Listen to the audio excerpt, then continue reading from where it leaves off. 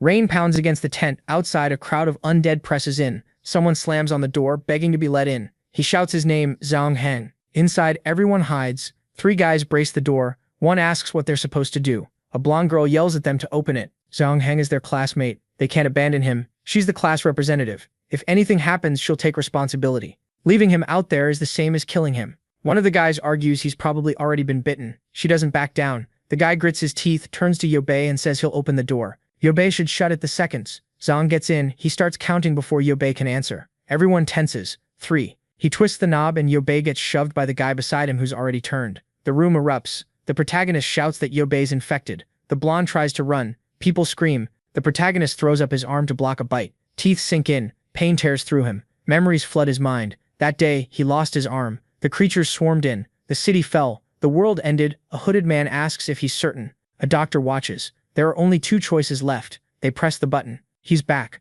The moment before the door opens. After surviving an entire apocalypse with 1 arm, he's returned to the beginning. Outside, Zhang pounds on the door again. The blonde Ruoxi demands they open it. She's still the representative. She won't abandon her classmates. Yebei stares at her. She looks younger. She snaps at them. Are they deaf? If they don't open the door, they're killing him. Yebei feels it settle in. His plan worked. He's back to change everything. He calls out to her. What if Zhang's been bitten? How will she handle that? She says no one saw him get bitten. There's no proof. And as representative, she'll take full responsibility. Yebei smiles. Fine. Then she can open the door herself. Ruoxi freezes. The other girls stare at him. She shouts that he's not a real man, making a woman do it. He fires back. Easy to preach when you're not risking anything. In the end, she's just a hypocrite. She screams at him to shut up, says she's not afraid, calls them cowards, tells them to move. She grabs the knob and turns it. The door flies open. Zhang Heng crashes in, already transformed. Chaos explodes again. The door slams to the floor. Ruoxi scrambles up and finds the infected Zhang Heng inches from her face. He lunges.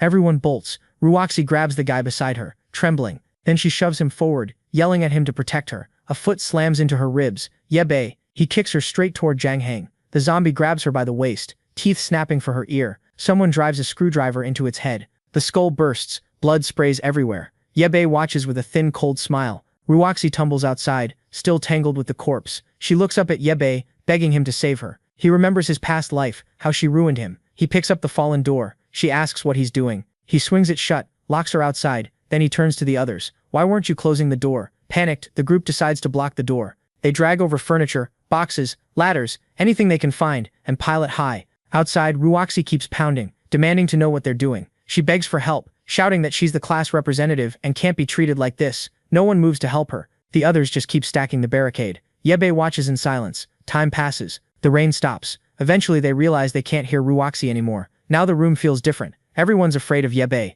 He used to be the kind one, so why does he feel like a stranger? He glances around. The girls are crying. The guys avoid his eyes. Why do you all look scared of me? He asks. They quickly deny it. The blonde boy thanks him instead. If Yebei hadn't kicked Ruoxi, he would have been shoved out as bait. The mood shifts. People start saying Ruoxi was selfish, filthy. She would have sacrificed anyone to save herself. Yebei smiles faintly. If you're all so brave, he says, let's open the door. I want to take a look outside. They hesitate. Why would he go out there? He shrugs. Maybe kicking her was too much. He just wants to see how she's doing. They protest. There are zombies everywhere. Yebei snaps, telling them to move. Shaken, they clear the barricade and pull the door open. He steps out onto the grass. Morning light spills over the field. No sign of Ruoxi. No Zhang Heng. No zombies. Behind him, the door slams shut. From inside, they shout that they can't let a crazy murderer back in. He'll kill them all. Yebei doesn't even turn around. He walks calmly across the field. Inside, they whisper that he's lost his mind. Then the blonde boy stiffens. A female zombie stands directly in front of Yebei.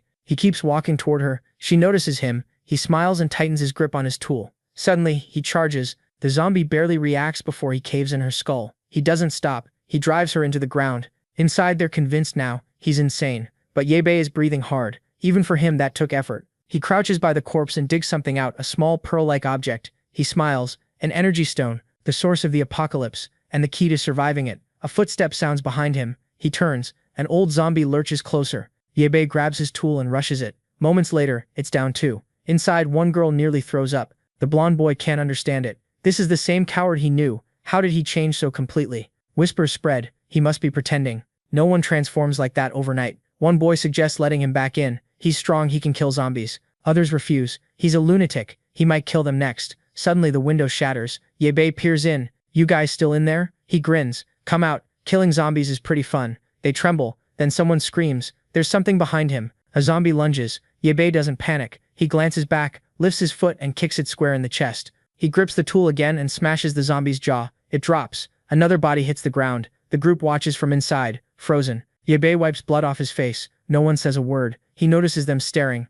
No idea if this stuff infects you, he says. I wanted to stick with you guys, but it's too risky. I don't want to hurt anyone. Then he turns to leave. Hope you all make it. They wonder if he's really walking away. He crosses campus alone, climbs the stairs. This is how it started. Day 1, half the population infected. Government, economy, society gone. Creatures multiply. Fear spreads faster. Professor Zainhan called it the Dark Era. In his last life, he cut off his own arm to survive that first day. 15 years of hunger and torture followed until he met the mechanic, the man who sent him back. Now he walks calmly through empty streets. People peek from hiding. Some think he's fearless. Others say if he's out alone, he must be dangerous. He ignores them and heads toward a park. Zombies stand scattered across it, motionless. They don't react until he turns his back.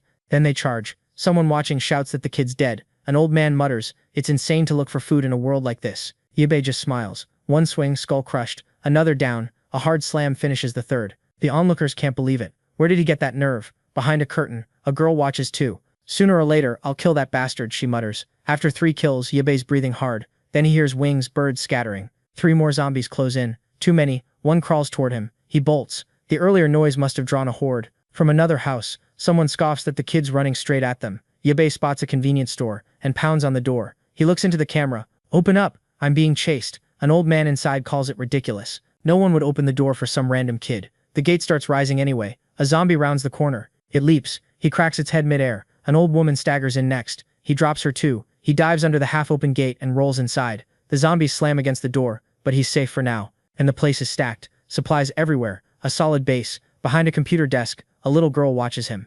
Next door, inside a nightclub, Spank watches through binoculars. Says the kid's killing everything. The Mohawk guy tells Brother Centipede a student just wiped out 6 zombies alone. Brother Centipede laughs. Women draped around him. Then they're weaker than I thought. If a student can handle it, we'll have no trouble. Back in the store, Yebei smiles. He looks at the counter. Come out, I've already seen you. And hand over the key so I can lock up. Silence. He sighs, groans, clutches his arm. My wound's bad. I might not make it. A girl steps out from behind the counter and tosses him some medicine. He grabs her wrist. For God's sake, don't turn this into a romance. She looks like someone's kid. Yebei tells her to hand over the remote, promising he won't do anything. She asks what remote, though it's clearly in her hand. He steps forward and snatches it. She bolts, hiding behind the counter, eyes locked on him. He kicks a shelf, making her flinch, calls her stupid for believing he was injured. Time passes. Rain starts pouring outside. He lies on the bed, drained. The little girl carefully tends to his amputated arm. The pain is brutal, but he endures it. After a while, she says she's done. He thanks her for saving him. She closes the first aid kit and explains it's too dangerous outside.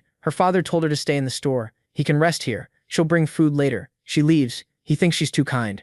Out of every door he knocked on, she's the only one who let him in. Without her, he'd be dead. Then he hears her voice at the front asking what some men are doing. That jolts him upright. A group stands outside the store. Centipede thanks her for opening the door for his friends. Nervous, she asks if they just want food. He grins. Yes. And now everything here belongs to him. She says her father will be back soon. They laugh. Her father's already been used as zombie bait. Now that she's alone, they can play a game. Yebei stands in the shadows, listening as they kill her. They loot the food, dump her body, and call her an idiot. That was his past life. This time he won't let it happen. First, she needs to understand how cruel this world is, even if she ends up hating him. She knocks on his door. He immediately snaps, asking why she's bothering him. She apologizes. She washed his clothes. They were filthy. He gets even angrier at her kindness, tells her to throw them away and leave. Embarrassed, she agrees. He thinks to himself, with a personality like that, she won't survive long. Still, the hot shower feels incredible. In the future, water will be contaminated. Moments like this won't exist. He finishes bathing.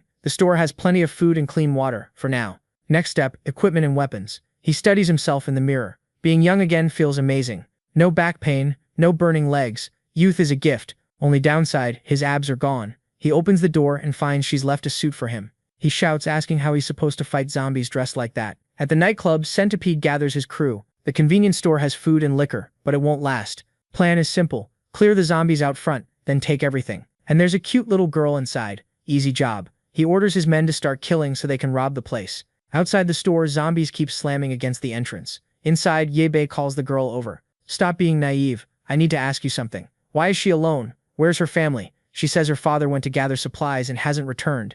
Yebei slams the table. Are you stupid? Letting a stranger in like that? What if I wanted to hurt you? How would you stop me? Terrified, she says he was wounded and covered in blood. She couldn't just let him die. He shouts again. Didn't she see the creatures chasing him? With a personality like hers, she'd only slow him down. It would be easier to kill her and remove the burden. But being alone is boring. From now on, she follows his orders. Every word, or he'll kill her on the spot. The nightclub crew moves toward the zombies, or rather, the zombies move toward them. They start out bold. Then the first man gets torn apart. Confidence evaporates. They wonder if these creatures are different from the ones that student killed. Centipede snarls at them to charge, or he'll kill them himself. One guy bolts, shouting that dying to zombies is better than dying by Centipede's hand. Centipede grabs him by the hair and hurls him straight into the horde. Wish granted. The man screams, asking how he could do that, and then he's devoured. The rest scramble to finish off the nearby zombies, but more keep coming. Centipede realizes there are too many. The horde they stirred up won't stop. They have to run. Back at the convenience store, it's quiet. The little girl brings Yelbai a bowl of ramen. She made it for him. She also brings the hot water he asked for. He tells her to leave. She's done enough. Unless he calls her, she's not to enter his room. She nods and shuts the door. He prepares the noodles and eats immediately. He's starving. One bite and he grins. It's good. Outside, Centipede dangles from the store entrance, clinging to avoid the zombies below. Yelbai steps forward with the bottle of hot water. Centipede demands to know what he's doing. Yelbai unscrews the cap and pours it over his hand. Skin reddens instantly. Blisters rise. Centipede howls but doesn't dare let go. He'd fall straight into the horde. Begging for help while threatening to kill someone. Yelbai says, "Idiot." Then someone tugs his sleeve. The little girl. She tells him to stop. Let the man in. Don't hurt him. Yelbai stiffens. He told her not to come upstairs. She insists. Her father always said not to harm others. He studies her for a moment. You're not afraid he'll come in and kill you? Centipede swears he wouldn't. He's just starving. Surrounded. He has nowhere else to go. The streets are full of zombies. Ye Bei clicks his tongue. He had planned to kick him loose and let the horde finish the job. His eyes land on a box cutter on the table. They let Centipede inside. He thanks the girl sweetly, then announces that now this is his territory. Anyone who disobeys dies. The girl realizes her mistake. At the nightclub chaos, the survivors barricade the door as zombies slam against it. A bald man curses Centipede for dragging them into this mess.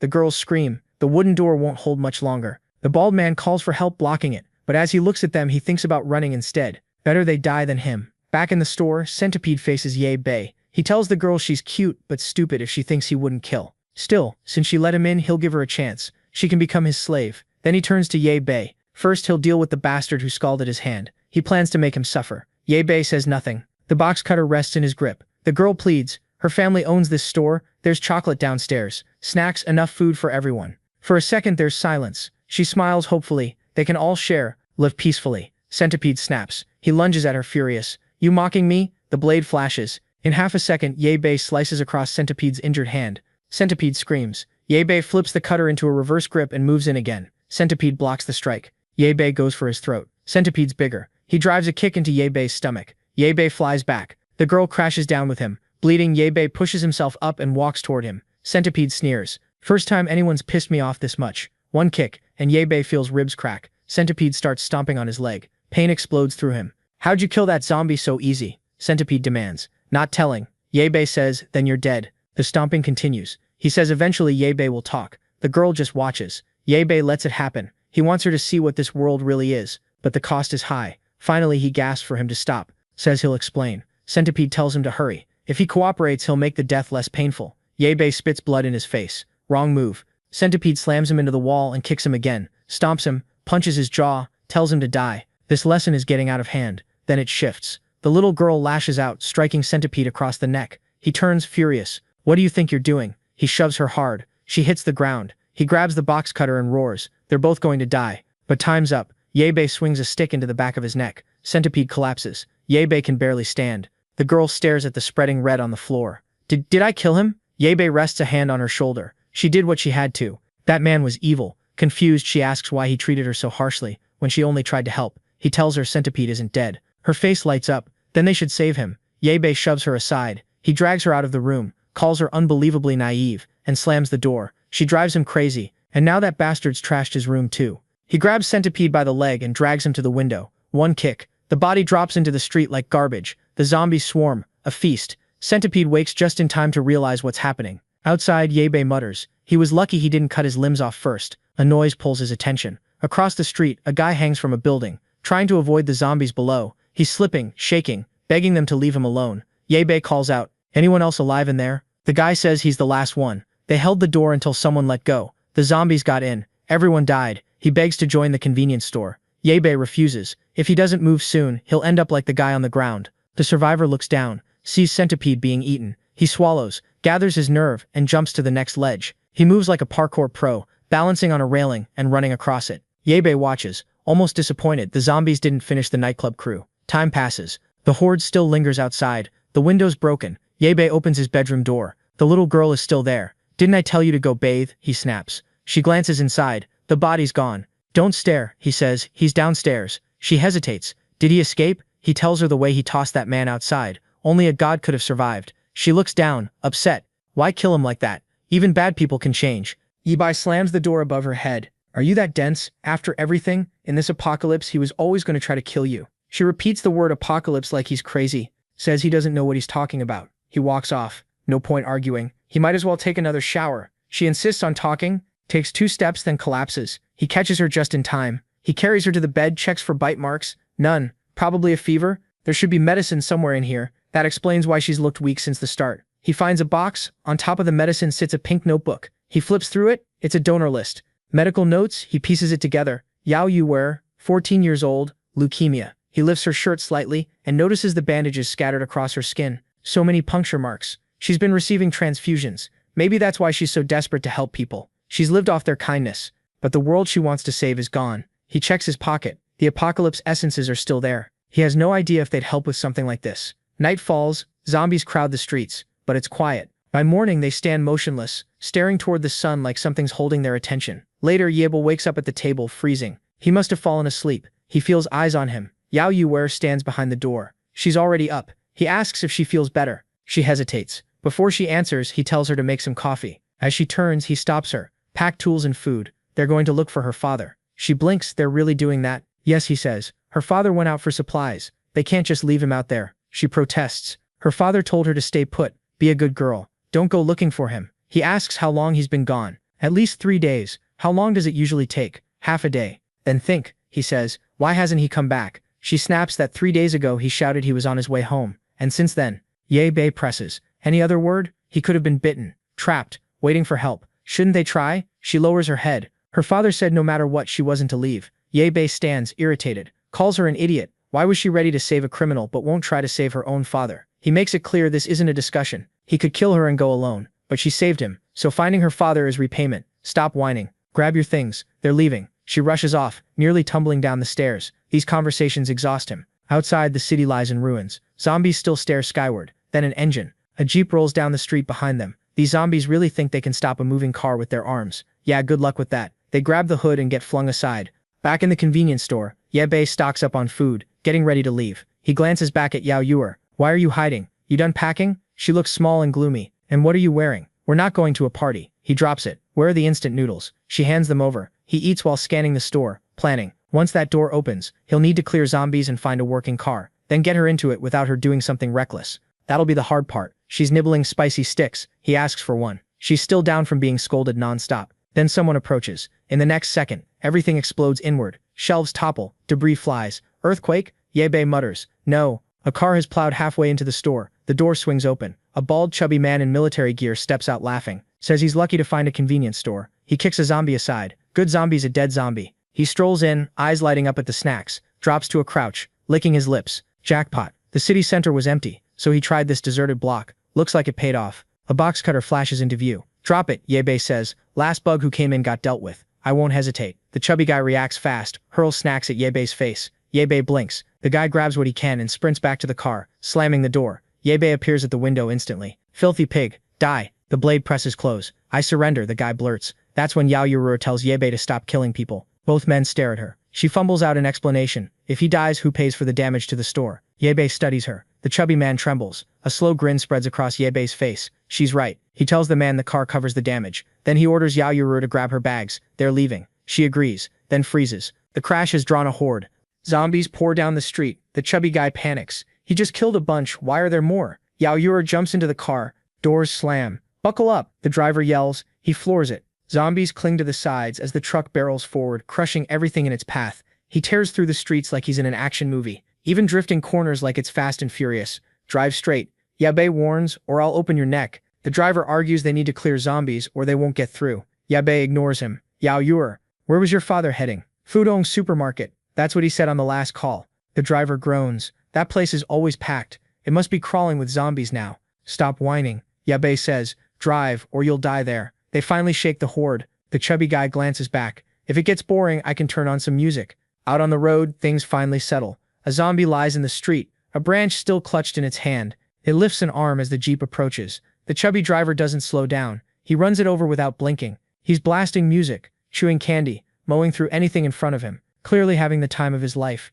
Keep it down, Yabe says. I want to rest. Relax, the driver replies. This car's solid. Yabe raises the box cutter. You not listening? Silence. The driver slams the brakes. I didn't say stop, Yabe says. I said stop the noise. The driver swallows. We're out of gas. Both Yabe and Yao Yura shout in frustration. The driver apologizes. Forgot there weren't any gas stations nearby. He starts stuffing his face. If I'm dying full. Yao Yura hears something outside. A massive zombie looms at her window. They've stalled beside a park. A horde starts closing in. Even if the car holds, they'll be trapped. Then Yabe spots a machete behind the seat. Zombies slam against the windows. A door suddenly flies open, kicked off its hinges. Yabe steps out calmly. A zombie lunges. The machete flashes. One down. Inside, Yao Yura trembles. Yabe grins. Nice edge. Another zombie shuffles in. For amateurs like this is enough. Slash. Another drops. Two more come. He kicks one in the chest, pivots and cuts the other down. The driver watches stunned. Even Yao Yura stares in disbelief. Another big one collapses. Yabe taps the blade against the car. Out. The driver shakes his head. Stay in there and you'll die anyway, Yabe says. Other cars are around. Maybe we can siphon fuel. While Yabe handles the zombies, the driver's job is to get gas. After all that singing, he'd better know his way around a vehicle. Yabe tells Yao Yura to stay inside. Too dangerous. Then he gestures for the driver to follow. The man hesitates. Says he needs a moment. Too late. Yabe has already dropped another zombie. No fear at all. He slices through one more and calls back. Move. The driver suddenly remembers there are fuel canisters in the truck bed. He starts thinking maybe Yabe's worth keeping around. Yabe kills another and asks what he just said. The driver stammers. Shocked, that's all. If they wait a bit, he can refill the tank. Later, Yabe says. I need your help first. He opens his hand. A green pearl rests in his palm. These come from zombie brains. While I kill, you collect. The driver pales. He's never done anything like that. It's easy, Yabe says, demonstrating quickly. Got it? The driver grimaces. That's disgusting. I'd rather stay in the car. Go back and you'll end up minced. Yabe replies. How am I supposed to do it without a knife?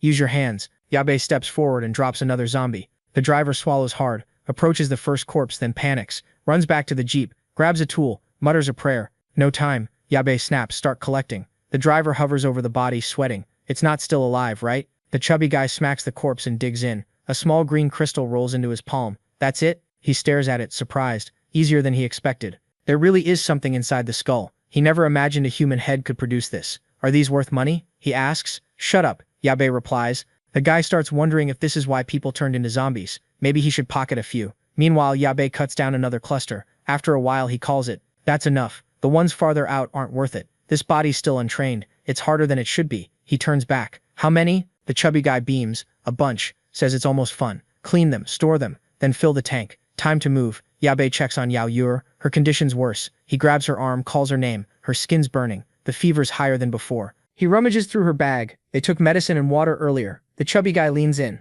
What's wrong with her? Shut up. Pump the gas. After a while, the fever eases slightly. Maybe she overheated in the car, the driver suggests. Feeling better? Yehebei cuts him off with a glare. They already lost time because he pretended they were out of fuel. If he hides anything else, he's dead. The guy apologizes fast, says he won't lie again. Yao Yura stirs awake. They drive on. After a stretch of road, the driver glances over, compliments Yehebai's blade work, asks his name. Give yours first, Yehebei says. Yao Hang. I run a workshop in the city. That truck? A customer left it for repairs. Never came back once the apocalypse hit. Yehebei. Suddenly Zhao Hang slams the brakes. The truck skids. Yehebei grabs the seat to steady himself. What was that? The road's blocked. Ahead, wrecked vehicles burn across the entire stretch. No way through. Yao Yura is still trembling, but at least she's upright now. Yehebei studies the blockage. No way to reach the area where her father went. She just watches. Silent. There's another route, Zhao Hang says. Longer? Still going? Yes. But first we need better weapons. He asks if Zhao Hang knows an electrician or a weapons shop. Zhao Hang thinks, then nods. He knows someone. A blacksmith from his hometown. Skilled. That gets Yehebai's attention. Good chance he's alive. If not, his place should still have supplies. This machete? He made it. More materials means better gear. Worth it. Zhao Hang starts reminiscing about old times. Quiet, Yao Yura says softly. Yehebai's dozed off. They cross a bridge into another district. Zhao Hang steps out and stretches. Finally, Years may have passed, but the place hasn't changed much. Yehebei eyes the area. This better be worth it. If not, you're getting buried here. First rule, clear the area before entering. He scans the zombies outside. Any of these look like your friend? Zhao Heng hesitates. Not sure. Then start collecting pearls. Yehebei says. Wait. A voice calls from the car. Yao Yura steps forward. I want to help. Yehebei tells Yao Yura she'll just faint or get bitten and slow them down. She insists she's fine now. She'll be careful. Zhao Heng grins. If she's brave, I'll dig. She can collect.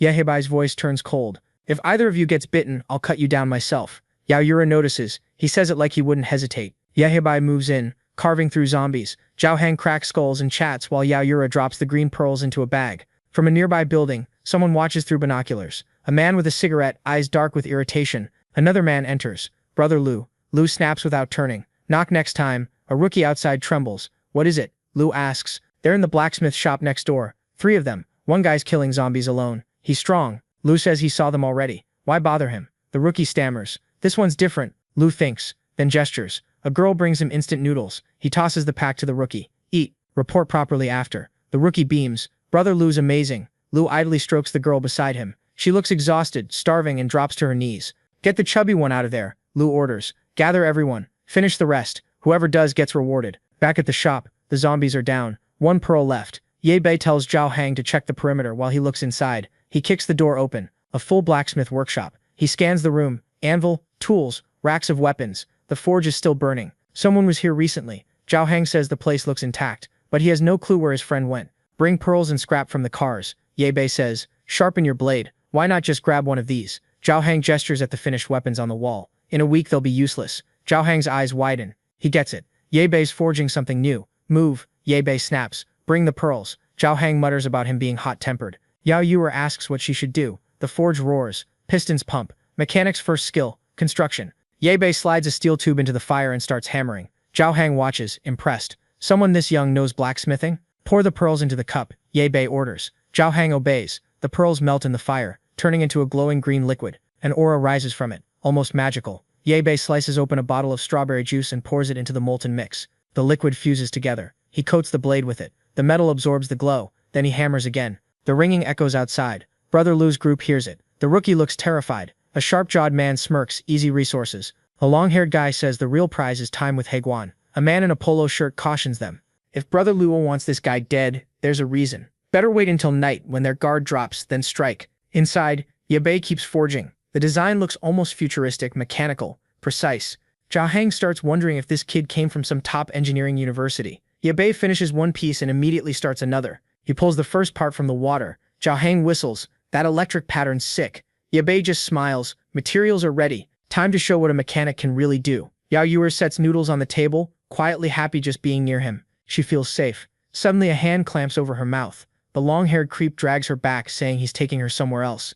Inside, Ye Bei has just finished sharpening the blade. He locks it into a mechanical frame and sets it down. Zhao Heng stares. I've only seen stuff like that in movies. Ye Bei connects 2 cables. Time to power it up. The weapon hums to life, glowing green. Even with the generator sputtering, it holds. Second-order sword. Ye Bei says, done. Zhao Heng wants one too. Then they hear Yao Yura scream. They rush outside, straight into Brother Lu's gang. Yao Yura hangs limp in one man's arms. Ye Bei's face darkens. The bald leader tells him to drop the weapon, or the girl dies. Ye Bei raises his arm instead. One slash. A shockwave tears through the ground and splits the man in 2. Another tries to flee. Where do you think you're going? A second slash. Metal parts like paper. Panic erupts. They scatter. Behind them, Ye Bei has already made his first headless knight. One of the men yells to drop the girl, if they want to live. The kidnapper refuses. If they don't run, Brother Lu will kill them later. A lightning arc slices past their faces. Ye Bei walks forward, calm. Then Zhao Heng shouts, another horde is coming from behind. These zombies move faster than before, like something changed them. Zhao Heng freezes. What now? Ye Bei grips the blade and charges. Green arcs flash. Zombies fall one after another. Zhao Heng watches in awe as Ye Bei cuts through them in a storm of strikes. But the 2 kidnappers are getting away. They're heading for that building. Zhao Heng yells. Obviously, Ye Bei points. Stop staring. Take the car and chase. Zhao Heng scrambles into the jeep and speeds off. Behind him, Ye Bei keeps carving through the horde. Saving the damsel falls to Zhao Heng now. The fleeing men hear an engine roar. Zhao Heng barrels toward them. They leap onto a bus blocking the entrance to their base. He brakes hard. The bus seals the doorway. He steps out, unsure what to do. Inside, more men watch from the windows. Just one chubby guy? Easy. They step off the bus and warn him to leave the car, or they'll roast everyone inside that building. Zhao Heng snorts. come try. A guy in a cap rushes him, bragging he's killed more people than Zhao Hang's eaten chickens. Bold claim, given Zhao Hang's size. Zhao Hang braces himself. You're asking to die. A green crescent flashes past him. The attacker splits in half. The bus behind him cracks open too. Zhao Hang blinks. Yebei's already here. Zombies cleared. Move, Yebei says. We're saving her. He swings again, and the bus splits clean in two. Behind the pillars, more men prepare to charge. Yebei walks straight into the open. One throws a knife. He senses it, blocks it midair, and answers with a slash. Another body drops. From behind a stack of crates, someone hurls a Molotov. Yebei sidesteps it like he's dancing and answers with a green crescent slash. A gunshot cracks. The bullet barely misses. He moves like Neo dodging in slow motion. Brother Lu watches from above, impressed. Says Yebei's brilliant. Asks how he got so strong. Offers him a drink. Claims he appreciates talent. Yebei raises his blade instead. Luo gestures toward Yao Yuer. Don't move. She's sleeping peacefully. Next second she could be dead. He says he's treating Yebei politely, so he should stop posturing, or they can test whether a bullet's faster than a sword.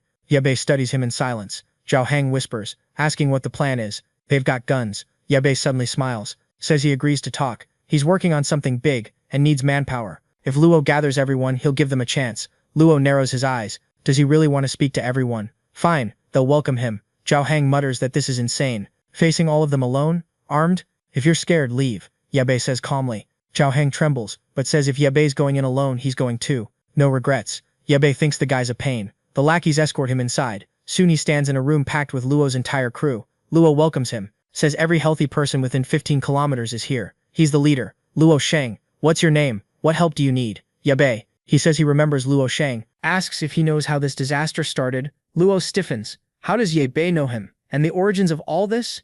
Yebei compliments him for seeing the signs early and stockpiling supplies.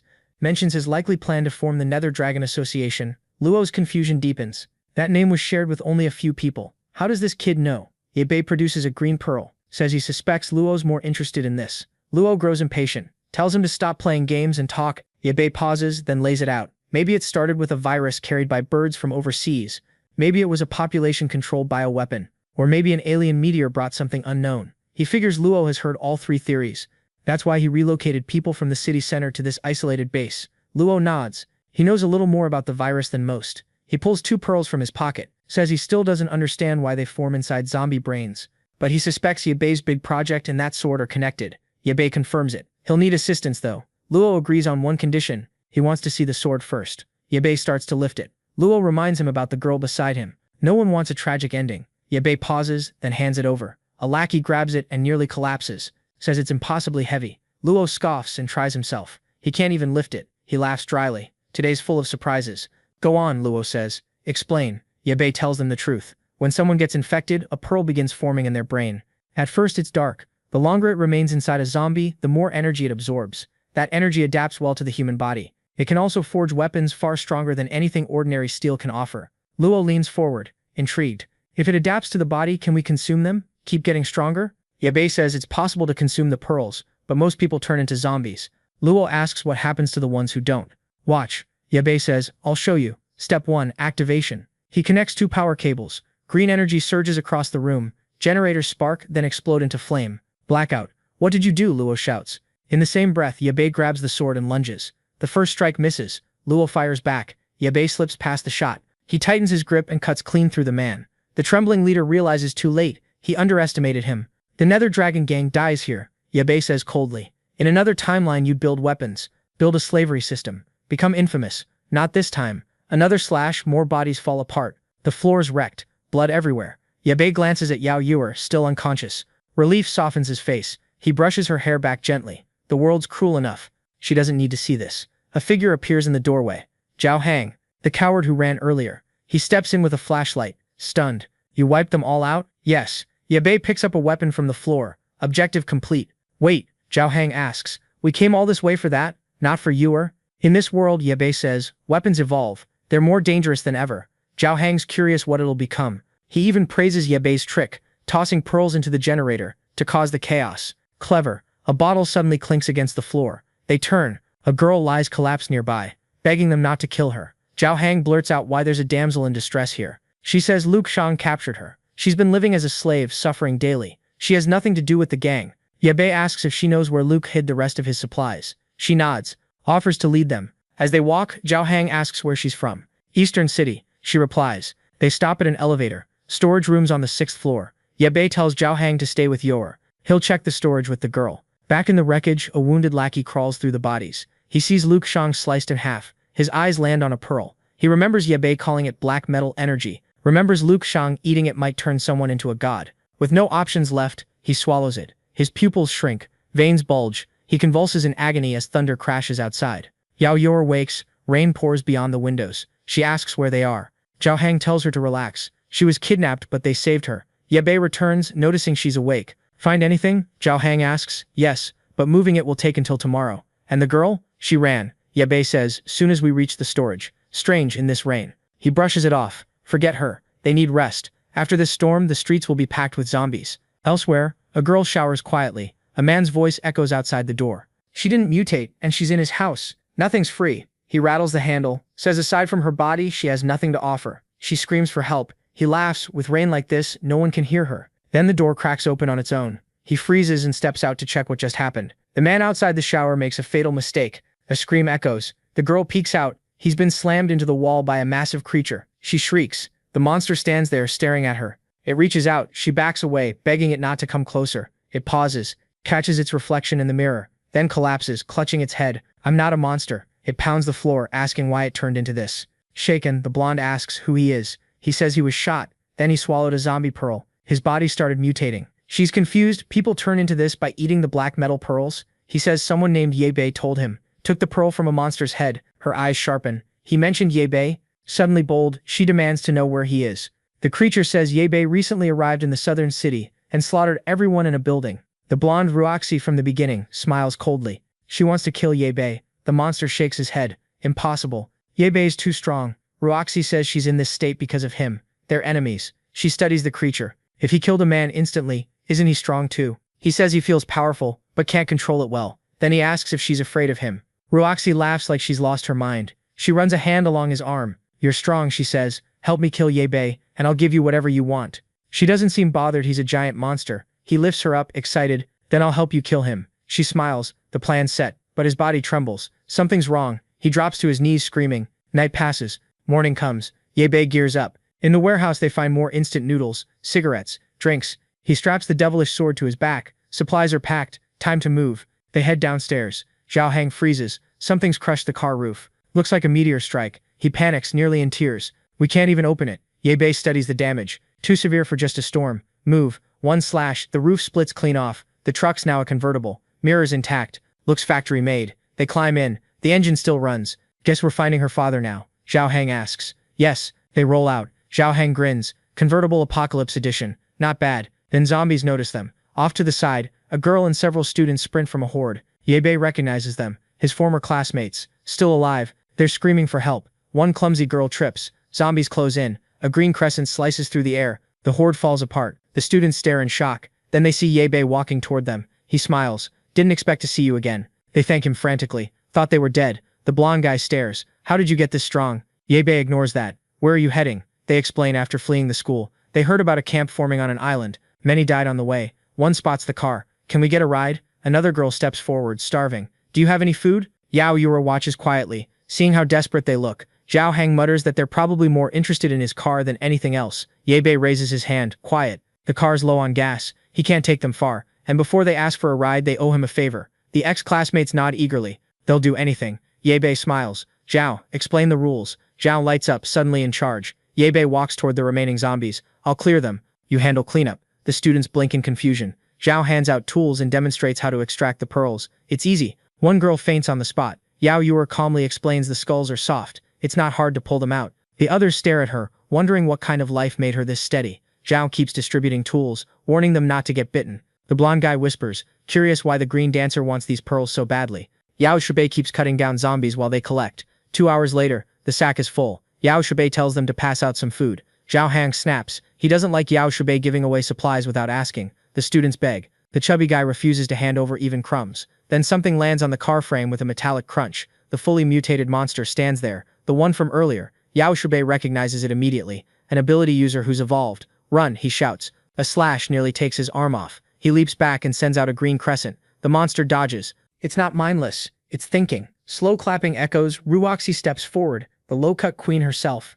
Yebai's eyes darken, the students gape. Class rep, Ruoxi says she survived by any means necessary, just to see Yebai D. She orders the monster to kill him. Yebai can't understand why it's siding with her. The monster charges. He has no choice but to fight. Yao Yuer calls his name. A fireball slams between them. On the rooftop stands another figure, a long-haired flame-wreathed creature. Cut to a ship at sea. A man smokes a cigar, saying life's peaceful out here. Zombies can't fly. They plan to gather supplies from other boats. Then one boat explodes. The flame-haired creature lands. The men scream, then they're gone. Back to the street. The flame creature stands atop a building, staring down. Yebai and the mutated monster both look up. Another evolved user. Worse, an elemental type. Ruoxi doesn't understand. She asks her monster if that thing's his ally. He says he doesn't know. The flame creature leaps, grabs him by the throat, clearly not friendly. He tries to reason with her. She plants a foot in his stomach and kicks him into a car. Then she blasts him with fire. Xiao Hang wails as their car and their food burns. Forget the car, run.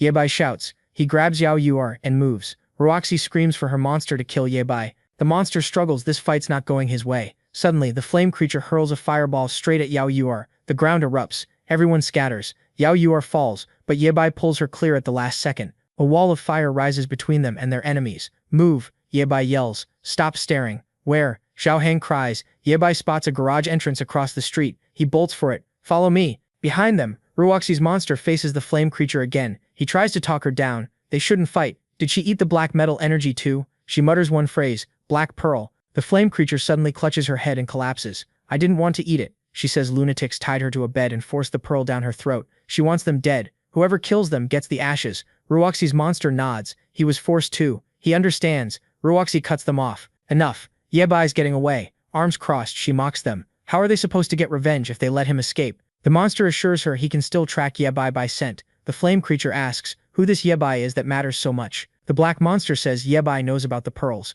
Maybe he even knows how to turn them human again. The flame creature hesitates. If there's a way back, she'll join them. Yebai and the others sprint down the street. A car suddenly hurtles toward them and explodes, blocking the path. The monster lands nearby, saying the fight isn't over. He knows Yebai understands the cursed pearl. Time to talk. Yebai knows he can't avoid this. He tells Xiao Hang to take Yao Yuer and run. He'll buy time. They turn a corner. The flame creature blocks them. Surrounded, Xiao Hang mutters. Ruoxi lounges cross-legged atop a car, laughing. No escape now. Yebai's had enough of her. He tells his friends to stay back and let him handle it. The black monster charges. Yebai dodges. He pulls a Glock and fires. The bullet hits Ruoxi in the shoulder. She screams. The monster freezes. He thought Yebai aimed at him. Another shot. Ruoxi's stomach this time. The monster throws himself in front of her just as Yebai follows with a green slash. He takes the hit meant for her. The flame creature strikes from behind, igniting the street. Yebai rolls clear. A firestorm barrels at him. He deflects it with his blade. Yao Yuer and Xiao Hang watch helplessly.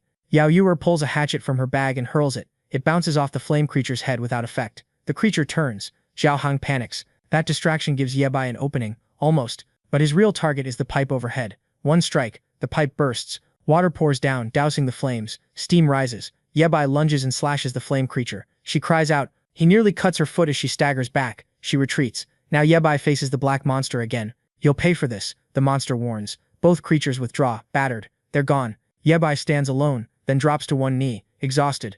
Yao Yuer rushes to him. Is he hurt? No, he's just relieved. They survived 2 ability users. Xiao Hang asks where these things came from. Yebai pauses, then explains. When humans consume pearls, most become zombies. But in roughly 1 out of 10,000 cases, someone evolves into an ability user instead. Even rarer, keeping their mind intact. Xiao Hang asks how he knows all this. I'll explain later. Right now, they need to decide their next move. They've lost the car. Lost the food. Yebai frowns. The apocalypse is accelerating faster than it did before. Before it gets worse, he needs to forge something stronger. Outside, it was raining again. Worse, the car was wrecked. Xiao Hang cried, saying they could at least salvage a few supplies. Worst of all, those damn monsters had thrown all the cars in front of the garage to block their escape, so now they had none. He handed the 2 of them a coat, saying it was the only thing he had to keep the rain off. Our boy asked Yuer what was going on. She said she'd been here before. An old friend of her father lived nearby. She pointed toward a mountain. If they followed that path, they'd reach his house. The big guy asked who this person was and if he was still alive. She said he was a little weird, but a good person, or at least she hoped so.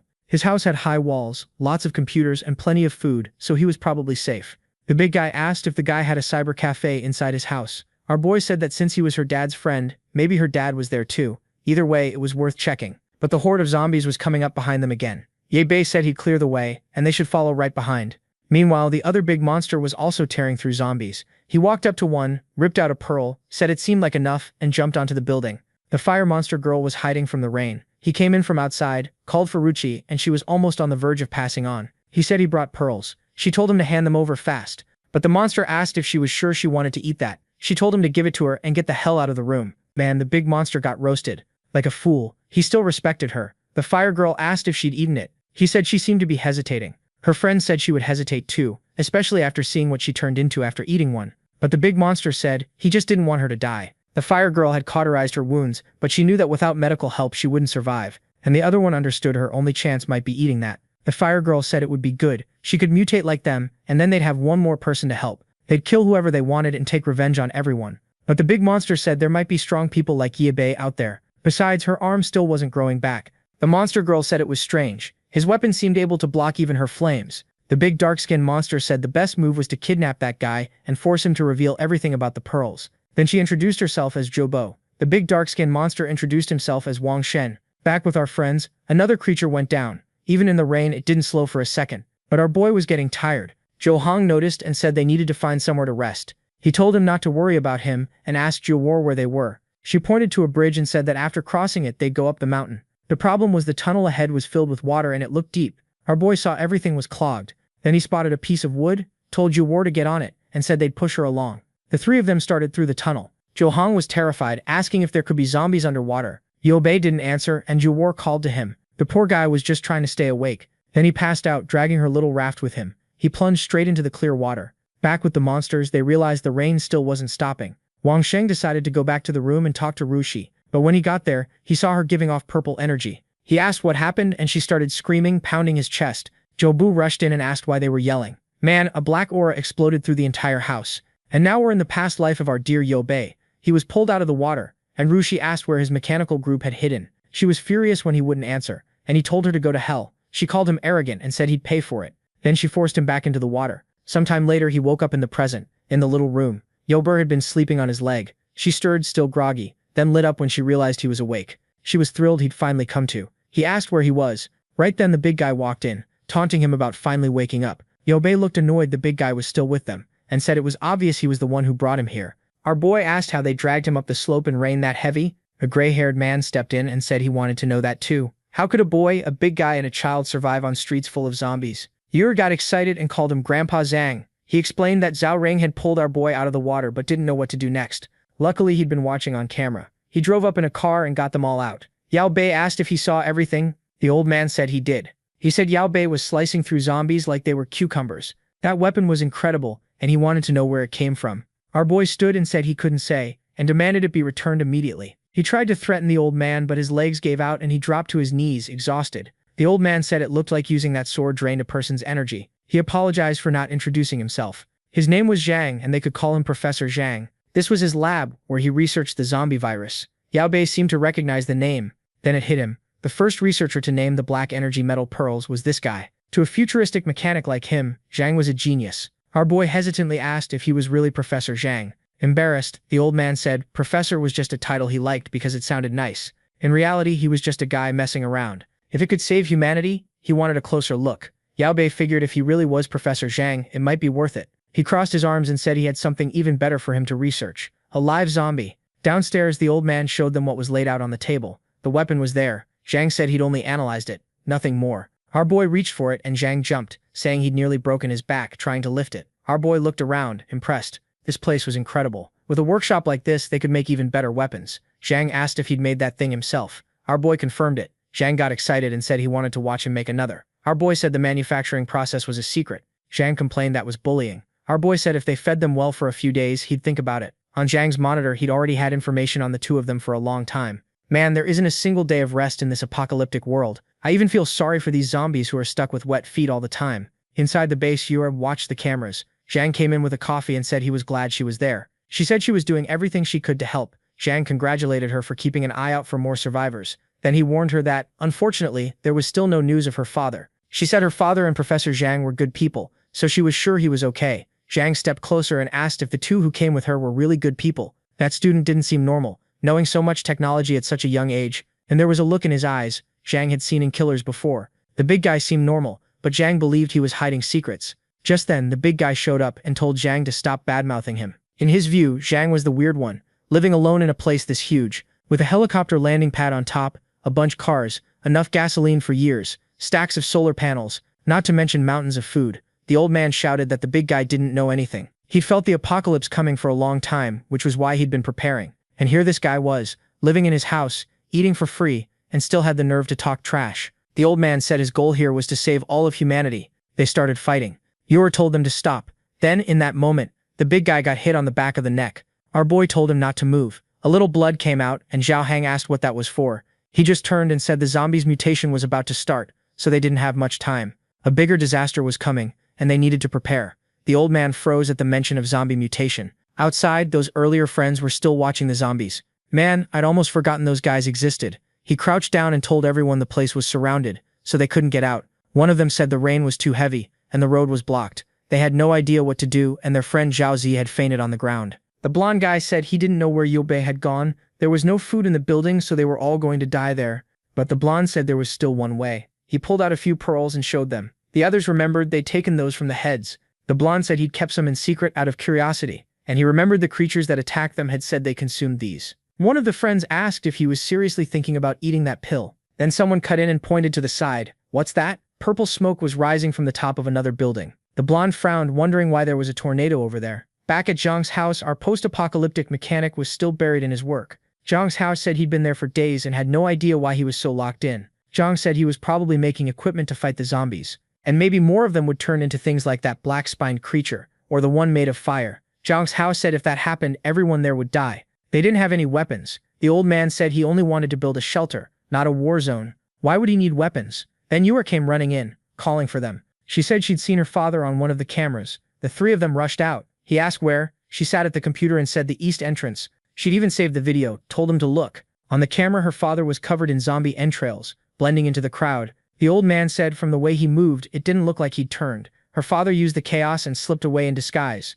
The big guy said it was crazy. Her father had survived like that. The old man realized that if the zombies weren't attacking because of the smell, it might be worth researching. Yura asked what they were going to do. Zhang hesitated. He said the weather was terrible, and Yobaer didn't seem to want to leave. Zhang Heng told her to ask Yobaer herself. Maybe he'd made something incredible. Cut to him saying no. He still wasn't finished, so there was no point rushing him, and he told her not to bother him except when they brought food. The big guy said he was overdoing it and should at least try to comfort her. Our boy asked why the big guy didn't go rescue her father himself. The big guy didn't get it until he saw what our boy had made, a gun, and a blade. Yobaer said he'd put his blood on them so the big guy could use them. The big guy hesitated, then managed to lift them way more easily than before. Yobaer explained that weapons with crystals could read his thoughts. However, just like how he controlled those light blades, he should be careful, or he could run out of energy. Zhang Heng lit up, saying he'd written everything down. Then he asked about the gun he'd picked up, and our boy confirmed it. To fire it, he had to wait for it to generate energy. The shots were powerful, but he had to aim carefully, because he couldn't fire too many times. Zhao Heng's eyes went wide. He said it looked like a laser cannon, and he couldn't wait to test it. He bolted out of the base into the rain, aimed at the sky and fired. A laser streaked upward. He started yelling that it was incredible. Then he readied the blade and swung, saying that now he had the same power as Yerebe. The old man was furious at the big guy for experimenting with everything. Zhao Heng, on the other hand, was thrilled, declaring himself invincible. He pulled on his boots and raincoat, and said that no matter what zombie showed up, he'd take it down. He looked into the camera and told Euler not to worry. He'd bring her father back in one piece. She still looked uneasy and asked if he could really do it. The old man said that for now all they could do was watch and see how long he stayed that confident.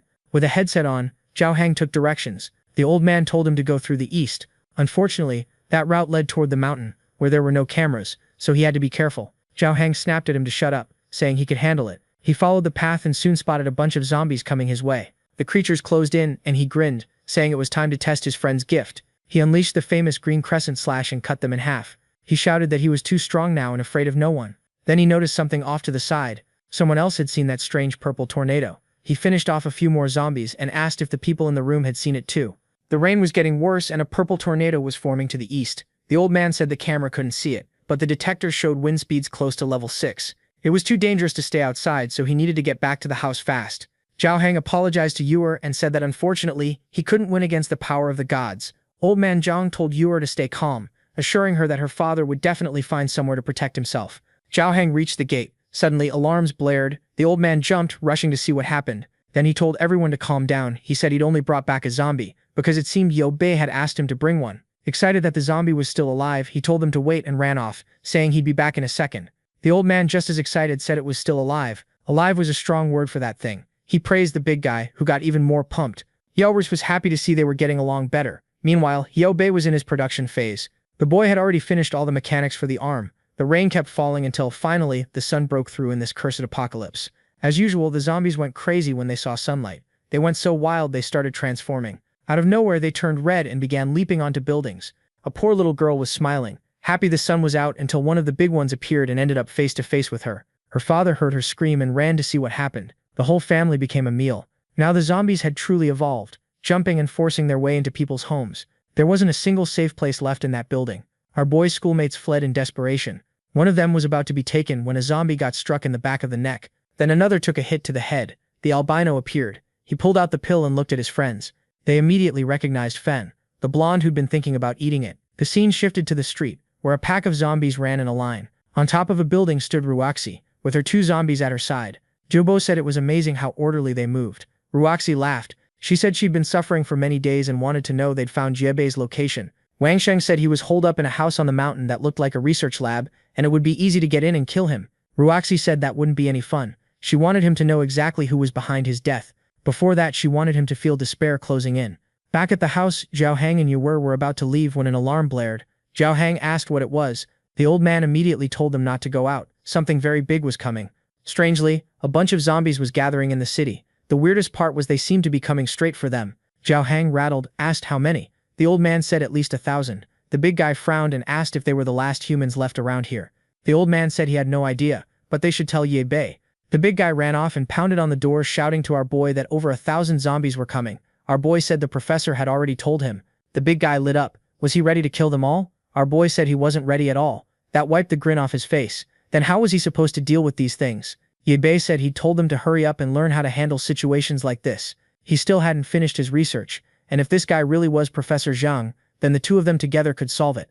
The big guy said none of that made any sense. Ye Bei didn't answer. He just kept working. So the big guy left, muttering that in the end, he could only rely on himself. He climbed a tower. One looked down and his stomach dropped. The horde was already at their doorstep. He knew even the lab walls wouldn't hold against a crowd that size. He sprinted to the car, saying he couldn't let them bunch up around it. The old man panicked, asking what he was planning. The big guy told him to open the gate. He had a strategy, and if it didn't work, everyone had better run.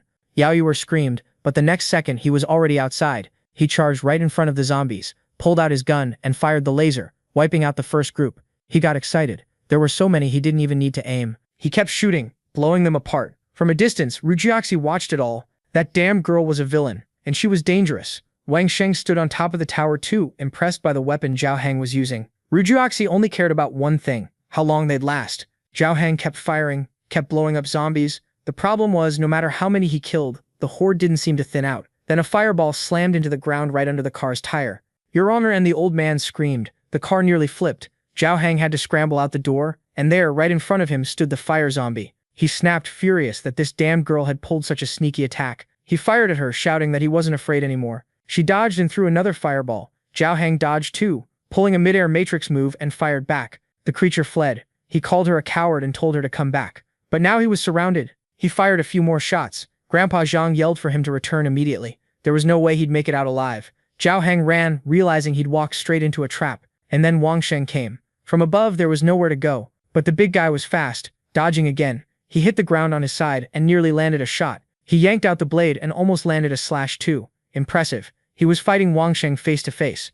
Wang Sheng wondered how this big guy looked more agile than Ye Bei. He extended his weapon and told Zhao Hang to die, but the creature ran off. Man, this bald big guy made everyone flee. Meanwhile, Ruoxi watched from atop the tower. Here she comes, up to no good. Then the zombies that had been standing still suddenly started running at him. Zhao Hang froze, confused why they'd changed so fast. But he still had the sword Ye Bei had created, and he unleashed the green crescent slash, but they were coming too fast. He couldn't kill them in time, so he tried to run. What's this? Zombies were getting thrown at him. The poor guy couldn't figure out why these things were raining from the sky, and they kept landing right beside him. Obviously, it was Wang Sheng practicing his zombie throwing skills. He grabbed another one and hurled it at Zhao Hang. Zhao Hang had to waste a bullet to blow it up mid-air. He kept running, but now he was straight up begging to be saved. Then another thrown zombie landed and wrapped his leg in a death hug. It went in for a bite. Luckily, Zhao Hang slashed it, but he hit the ground hard. No time to get up. His only chance was to land a shot. Then a green light flashed. An energy wave swept through everything in front of him. A second cannon shot tore past.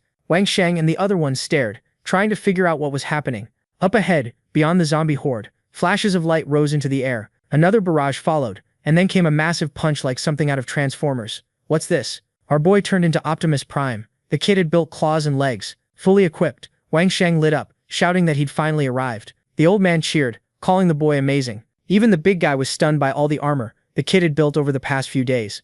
But Ye Bei told him to focus. The enemy was close. He ordered him to go back and clear the zombies on the right. He'd handle the left until the main creatures showed up. Wang Sheng said with him here, they could win for sure. He immediately went back to blasting. Ye Bei scanned the field and even kicked on a booster. The kid shot into the air, activated his giant Optimus Prime hand and smashed everything in sight.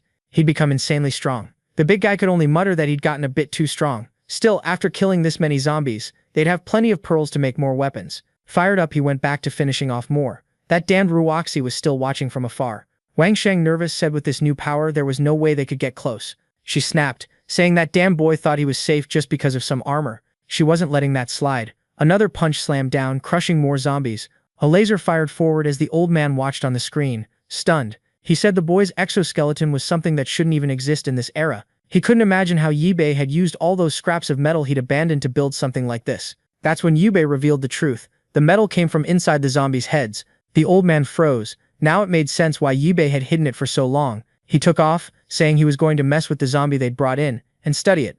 Outside, Wang Sheng started giving orders to the zombies again, sending them to swarm Ye Bei. The ground began to tremble, and the big guy said it felt like an earthquake. Ye Bei told him to stop thinking and keep killing. Then Ye Bei noticed something off. The zombies were jumping toward him. The moment they got close, Ruchi clenched her hand, and the creatures exploded right in front of him. Ye Bei had no idea what was going on. Ruchi laughed, saying he'd die soon. She kept sending waves of zombies and detonating them in his face. Ye Bei couldn't remember zombies self-destructing like this in his past life. Wang Sheng watched from the side. Jobo said this looked like a fight between two gods, and there was no way they could jump in. Then he revealed Ruchi had eaten 7 pearls to become like this. Her body kept melting and reforming, showing just how much she hated Ye Bei. Jobo wondered if eating more pearls made you stronger, since instead of turning into a monster she'd gain powers. But Wang Sheng said, after seeing what she'd gone through, he had no interest in testing that himself. Ruchi kept sending zombies to explode in front of Ye Bei. By now, he knew someone was controlling them. He turned, blocked an attack, and fired a blast at the tower.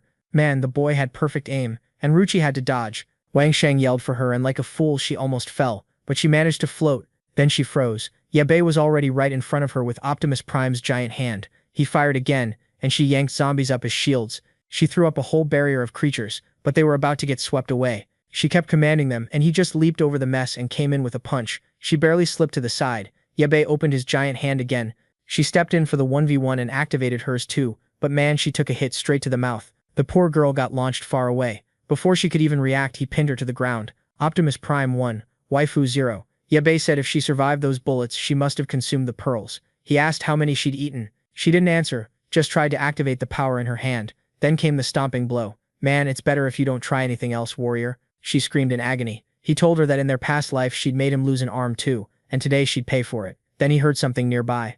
Wang Sheng came running in, desperate, shouting for him to let her go. Ye Bei just opened his giant hand and fired. The monster dodged and started circling him. He tried to use the opening and jumped in. Our boy didn't hesitate. With the hand holding Ruoxi, he smashed Wang Sheng's arm. With the other, he activated the laser and hit him right in the chest. Man, bad luck for the fool. He went flying. Seeing Wang Sheng down and Ruoxi captured like it was nothing, Jobo knew she had no chance. Her best option was to run.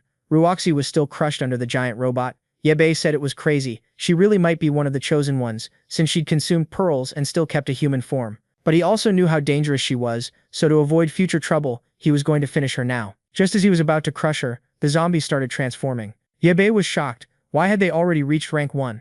Yao Yuer reported that more and more zombies were surrounding the lab. Zhou Heng was holding the line, but some had already broken through and were climbing the walls. Ruoxi started laughing. She said they were all going to die and become her zombie slaves. Tired of it, Ye Bei threw her far away. She crashed into the zombies. He readied the giant hand and unleashed a double laser. He clearly fled, thinking she was dead, but you know how stories go, she's probably still alive, right? Meanwhile, the big guy was panicking. His gun was out of ammo. All he had left was the sword, and he was surrounded on all sides. Right then, a rank 1 zombie jumped him. He barely got the sword up in time. He wondered if this was some new ability user. He slashed straight down the middle, but instead of cutting clean, it only left a scratch. He was terrified. He looked back. More creatures were transforming. The entire base was surrounded, and they just kept coming. Zhao Hang slashed at one creature's chest and ran. He had no idea what kind of monster this was. The sword wasn't working anymore. Maybe these were the rank 1 mutants Ye Bei had mentioned. Ye Bei kept calling for Zhao, asking if he was okay. At the same time, some creatures jumped the barrier and started closing in on the research area. But Sang stayed locked in on his research and didn't care what was happening outside. Sao tried to escape, but he couldn't find Ye Bei, and he had no idea how to get back into the base. Then Optimus Prime showed up and grabbed the big guy. Sao was overjoyed and asked if their boy could fly now. Ye Bei said it was just a jump with some gliding, then ordered him to go kill the creatures pushing toward the lab. To kill these rank 1 creatures, it would take more than one slash, and he needed to be careful. These things were way more agile than before. The big guy collapsed, exhausted, saying he could finally breathe a little. Ye Bei jumped to the top of the gate, readied the Optimus hand, and started evaporating everything in sight. The problem was, while he cleared one side, the creatures poured in from the other. The big guy was exhausted. He called out to Yor, saying he was thirsty. Then he heard something nearby and saw a creature coming closer. It was almost on him when he grabbed the blade and stabbed it in the chest. Man, he slammed the first one to the ground and ripped it in half. This kid didn't stop. He hit it again. Yor showed up, saying she'd brought the water he asked for. She asked if Zhao Hang was okay, and when she got closer, she said this zombie was different from the others. Inside its head, he found a red pearl. Meanwhile, Professor Zhang finally found what they'd been talking about. Even though the stone looked dull, he could see a strange green light inside it. The question was whether humans became mutants because of this metal, or if the metal formed when they turned into zombies. He couldn't wait to uncover all the secrets of that material. Outside, our boy was cleaning up the place. He killed one here, smashed 2 more there. One swipe of his hand, and he finally said it was over. He shouted out, telling the big guy to come collect the pearls, because he'd cleared everything. Zhao Hang gave a thumbs up, saying he was really efficient, but when the big guy saw the pile of dead monsters, he complained it would take forever to gather them all. He turned to Ye Bei and said if Ye Bei helped him collect them, he wanted a mecha too. Our boy said he'd think about it later. Right now, he needed sleep. Then the old man came over. He said it was time for Ye Bei to reveal all the secrets about that strange pearl. Outside, the big guy started digging. There were so many creatures, and the worst part was doing it alone. Back at the base, Grandpa Zhang was fascinated by the rare metal. Ye Bei explained that the pearl starts forming in the brain as soon as a person becomes a zombie. The longer it's exposed to light, the more energy it stores. It was like the zombies could do a kind of photosynthesis. The old man said it was interesting, but after analyzing it, he hadn't found anything that matched what Ye Bei described. He had noticed, though, that inside the item were active metal molecules that reacted to light and heat. It was also extremely resistant, with an affinity for both metal and blood. Ye Bei confirmed it had a special affinity for human blood. That's why the virus spreads much faster in humans than in any other species. And absorbing light makes them keep mutating after a certain amount of time. The old man said that explained why. During the day, zombies would just stand in the street staring at the sun. But today they'd been running around like lunatics. Ye Bei said it was because an ability user was controlling them. The old man asked if he meant the spiked creature or the one that used fire and threw flames. Ye Bei said those two were normal mutants. The one controlling the zombies was a high-ranking mutant from his class named Ru Oxy. The old man was still trying to wrap his head around how this item could cause so many changes in the human body. Ye Bei said they'd researched it for a while, and the only thing he knew for sure was that if you consumed the item, you would mutate. Ability users had always been a threat, which was why they needed to be killed as soon as they were discovered. The old man was overwhelmed by the item, the mutations, and now zombie rankings. He told our boy his school definitely didn't teach any of this, so where had he learned it? Ye Bei said maybe he'd tell him someday, but it would be more valuable if the old man figured it out through his own research. The old man said he wanted to see the new weapons Ye Bei had made. Ye Bei, worn out, said fine, as long as he didn't take apart the Mega, because he was going to use it again.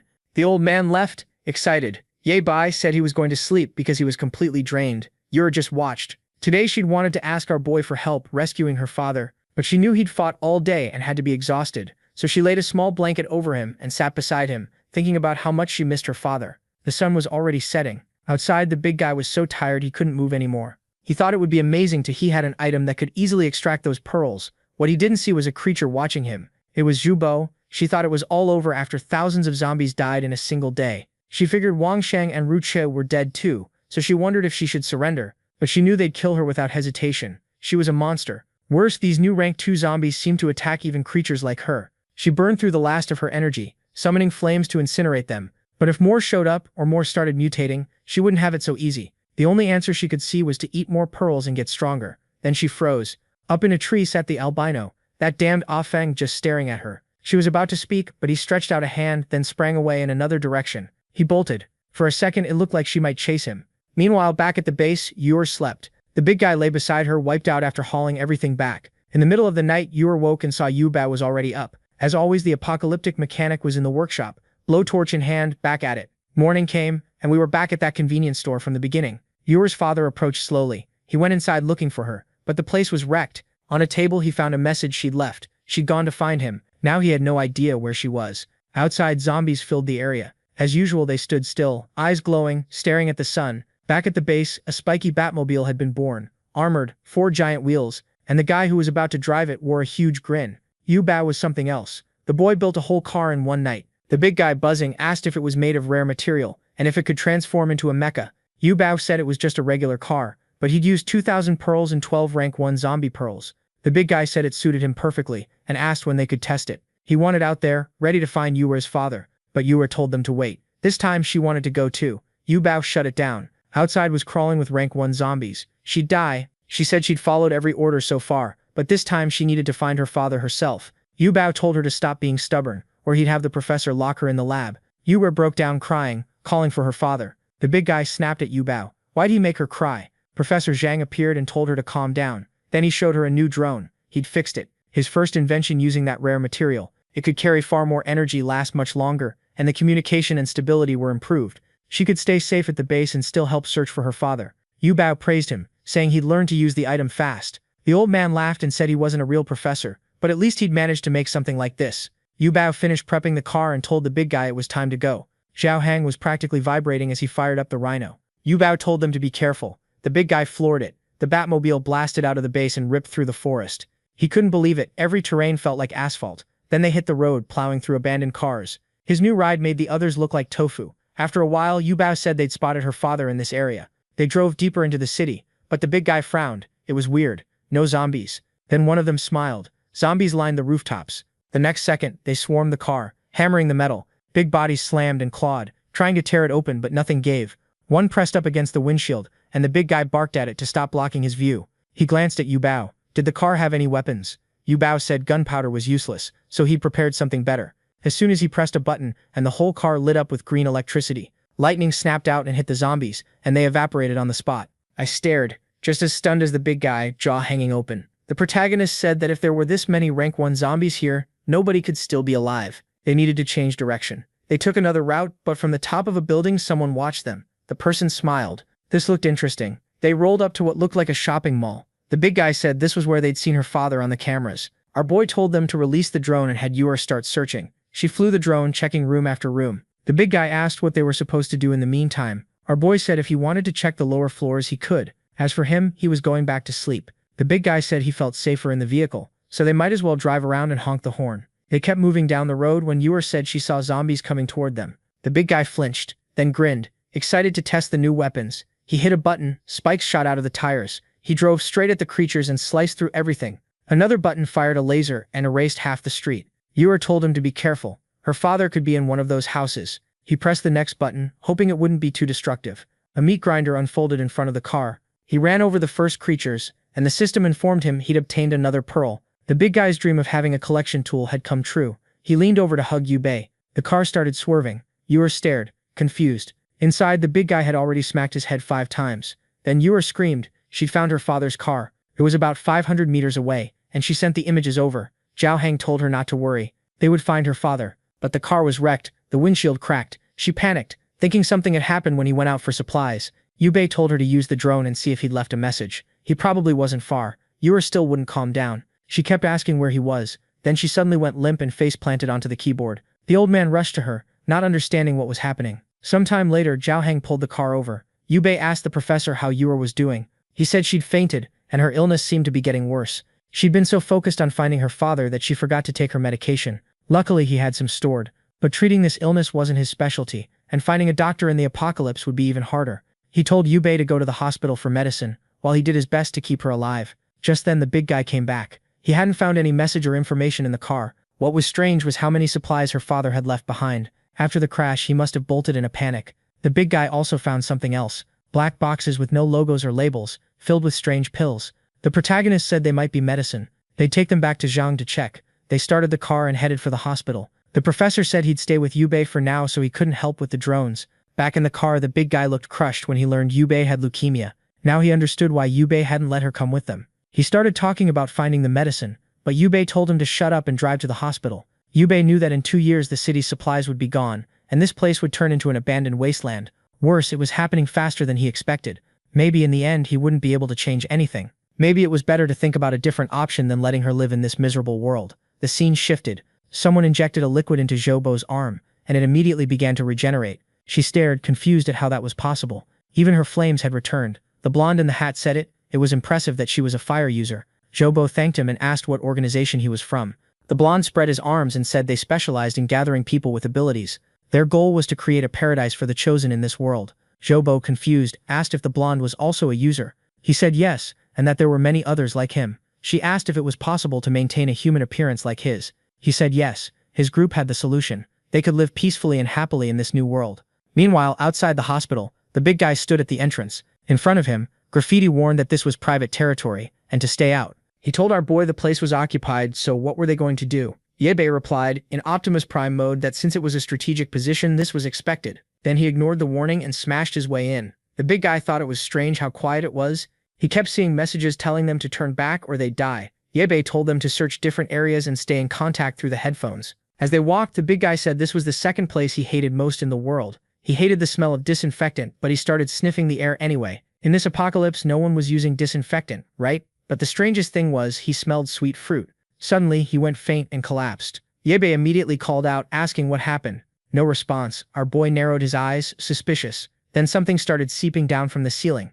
Yebe caught the scent and immediately suspected poison. But Optimus Prime came prepared. He put on the mask, activated his giant hand, and blasted the duct. He warned the big guy it was a trap and told him to get out. Then someone appeared right beside him. Our boy didn't hesitate. He swung a punch at the doctor, but stopped an inch before hitting her. She touched the robot and said his mecha was really cool. Then she added it must have been made using zombie pearls, and she wanted to meet whoever built it. Yebe wasn't sure if she was an ability user. He asked who she was. The girl introduced herself as Tang Tang and said she was a sweet genius doctor. Yebe asked why the poison, and whether she'd consumed any pearls. She said she released it to anesthetize invaders, but she was curious about this pearl-eating thing. Yebe told her to forget that and asked if she was alone. She said she was the only princess of that castle, and asked if the Demon King was here to capture her. Yebe, exhausted, asked if she wasn't afraid of death. The crazy girl said death was as charming as candy, and if she died for what she loved most, she'd have no regrets. Our boy wondered if she was insane. He asked what she meant by genius, and what she specialized in. She said she was a doctor specializing in viruses. Now our boy was interested. He immediately asked what she'd discovered about the pearls, and whether she used them to make those poisons. But she didn't want to be interrogated. She told him he was annoying. He kept asking questions, but never answered anything. So if he wanted answers, he had to tell her who created that mecha. Our boy hesitated. Then he said they had a research institute, and if she wanted, he could take her there. The girl lit up, but she warned him she had one more request, and he had to agree. The scene shifted to a desert road, a car parked in the middle of nowhere. Yao Hang called out for someone named Hakun, and asked where she was. The girl answered that she hated people who broke promises, and asked if someone named Shao Qi had arrived. The guy on the motorcycle, who had to be Shao Qi, said that after this mission they'd go back and get married. Someone told them to stop flirting in the middle of a mission. A truck started approaching. The three of them, excited, said that just like Shao had said, they'd follow the plan. The truck passed in front of the car and they waited for the signal. But the big guy asked Shao Qi where the hell the signal was. Poor Hakun had been hit by the truck. Meanwhile, Shao Qi was trying to tow to escape, saying things were getting weird. Another car pulled up behind the big guys. That's when he realized their plan had been exposed. The big guy jolted awake. It had all been a dream. He'd passed out from the girl's poison. The doctor stood in front of him with a smug look, and Yebe asked if he'd slept enough. He blinked, still confused, while the crazy girl giggled. She told him she'd used a special poison she created that knocked people out for 3 hours straight. The fun part, she said, was that if she hadn't given him the cure, his body would have turned into a pool of blood. Yebe told them to stop chatting and start loading the items into the vehicle. Tang Tang politely asked Zhao Hang to help, but he dragged his feet. She immediately changed her expression and told him he'd better listen or he'd end up in one of those jars. The poor guy grabbed the jars and got moving. She thanked him, calling them true gentlemen. Meanwhile, Yebe wanted to know who she really was. He remembered that sweet poison from his past life. In the future, one of the main ways to fight zombies was with this kind of terrifying gas. If this girl was one of the first to create something like that, she was worth keeping on the team and worth helping develop it. At the very least, he couldn't let someone like her fall into another gang's hands. A while later, everything was loaded. The car held way more than it looked like it should. She said it was very cute and that it looked like it had been made using pearls. Perfect for a princess like her. The big guy asked Ye Bai if it was really okay to bring along someone this crazy. Ye Bai said they needed her research on the medicines and her help on the trip. Then he heard a noise. A transformed creature appeared on top of a building. A chimera-like lion with many eyes. Everyone froze. When it spotted the three of them, it started drooling. It roared, and the big guy asked if it was another ability user or some kind of zombie. Ye Bai told them to stop wasting time outside and get into the vehicle. The creature leaped. Ye Bai activated Optimus Prime and landed a solid hit on its arm, sending it crashing to the ground. While the big guy started the car, Ye Bai held the creature back with his arms. He told them to take the doctor to the base while he handled the monster. He drove a punch into the back of its neck, then hit it with another laser. Inside the car, the big guy wondered why this one was so much bigger than the others. Tang Tang said this big dog had been circling the hospital for a long time, which was why no one came near. Zhao Heng demanded to know why she hadn't mentioned a monster like that. She looked genuinely confused, and said that since they came from outside, she assumed it had already been dealt with. As she leaned in, she said that with all the advanced equipment they had, it shouldn't be a problem. After all, they were humanity's last hope for survival. The big guy told her to stop joking, but she insisted she wasn't lying. She'd researched the zombie virus, and the people who hadn't transformed were definitely the chosen ones. Outside, Ye Bai kept fighting, landing another punch. The timing still didn't match his past life. These mutants weren't natural animals that evolved because of the zombie virus. They were a mix of the virus and advanced engineering, something that shouldn't exist yet. The creature fired a beam, and Ye Bai barely dodged. He smiled. He was finally starting to understand what was happening. He fired again with Optimus Prime, aiming for its neck. The shot deflected and slammed into the building. Ye Bai realized the creature could still reflect his attacks. The beast charged and raked at him with its claws, but he slipped to the side. It grabbed one of the bosses and started wrapping around it. Ye Bai told her to stop being so disobedient and tore 2 pieces from her back. The monstrous creature collapsed, exhausted. She fired another beam, but Ye Bai blocked it with his hand. He said her movements were useless now, and it was his turn. He launched himself forward with the robot. With one strike, he hit her square on the head and started smashing her into the ground. Man, the boy was brutal, and he finished off the monster. Among the remains, he found a massive pearl. Our boy turned it over in his hand and said that once he transplanted something like this, things would get much easier. Meanwhile, the blonde guy on top of the building watched and muttered that this was going to give him a real headache. Ye Bai called the big guy, asking if they could hear him. Unfortunately, they were already too far away, and the signal wasn't working anymore. Time to head back, so he started flying with the Optimus. As he passed the buildings, he glanced sideways and spotted the blonde guy. The blonde waved and said it was a pleasure to meet him. Man, Ye Bai immediately stretched out his hand and blew him up right in front of him. The blonde appeared on another building and asked if Ye Bai had some kind of prejudice against ability users. Ye Bai didn't hesitate and sent another explosion his way. But the blonde said he wasn't interested in fighting. He teleported onto the robot's arm and said he was only there to deliver a message and wouldn't take long. Ye Bai crushed him with his hand. The blonde said if Ye Bai wanted to chat in that position, it was fine with him. He introduced himself as Song Bin and invited Ye Bai to visit him in the northern district. Ye Bai kept crushing him while the doctor said he was interested in calling the medical girl. But when Ye Bai looked at his hand, the guy was gone. So he had some kind of body substitution ability. Not a huge threat, but a nightmare to deal with. And the strangest part was that the damn secret organization was already forming. Ye Bai didn't want to think about it, but he had to prepare for the worst. Even more ridiculous, the name of this secret organization was Secret Organization. Not exactly creative. Still, Ye Bai knew that in 50 years they'd control most of the resources and the Awakened. Their goal was to create a world dominated by ability users. That mutant beast was probably their work, and they'd likely been watching him for a while. It didn't make sense for them to already exist, which meant they probably had someone from the future too. The Batmobile arrived at the base. Tang Tang said it was a pretty normal place to have created that mecha car. The big guy remarked that she had some guts coming to a place she knew nothing about. She said she trusted her intuition. Then she told Zhao Heng to hurry up and take out the experiments, saying she was doing it for Yuer. The old man appeared and said it seemed they'd really found a doctor. Tang Tang walked right up and asked if he was the professor who created the mecha and the vehicle. Before he could answer, she said she already knew it was him, and that she'd come specifically to hear him out. The doctor commented that he dressed sloppily, but was clearly a mad scientist. Grandpa Zhang was confused, wondering where Yubar had found this crazy girl. But he did recognize the name Professor Tang and knew she was a young genius with a PhD in viruses. She said she was honored, clearly flustered.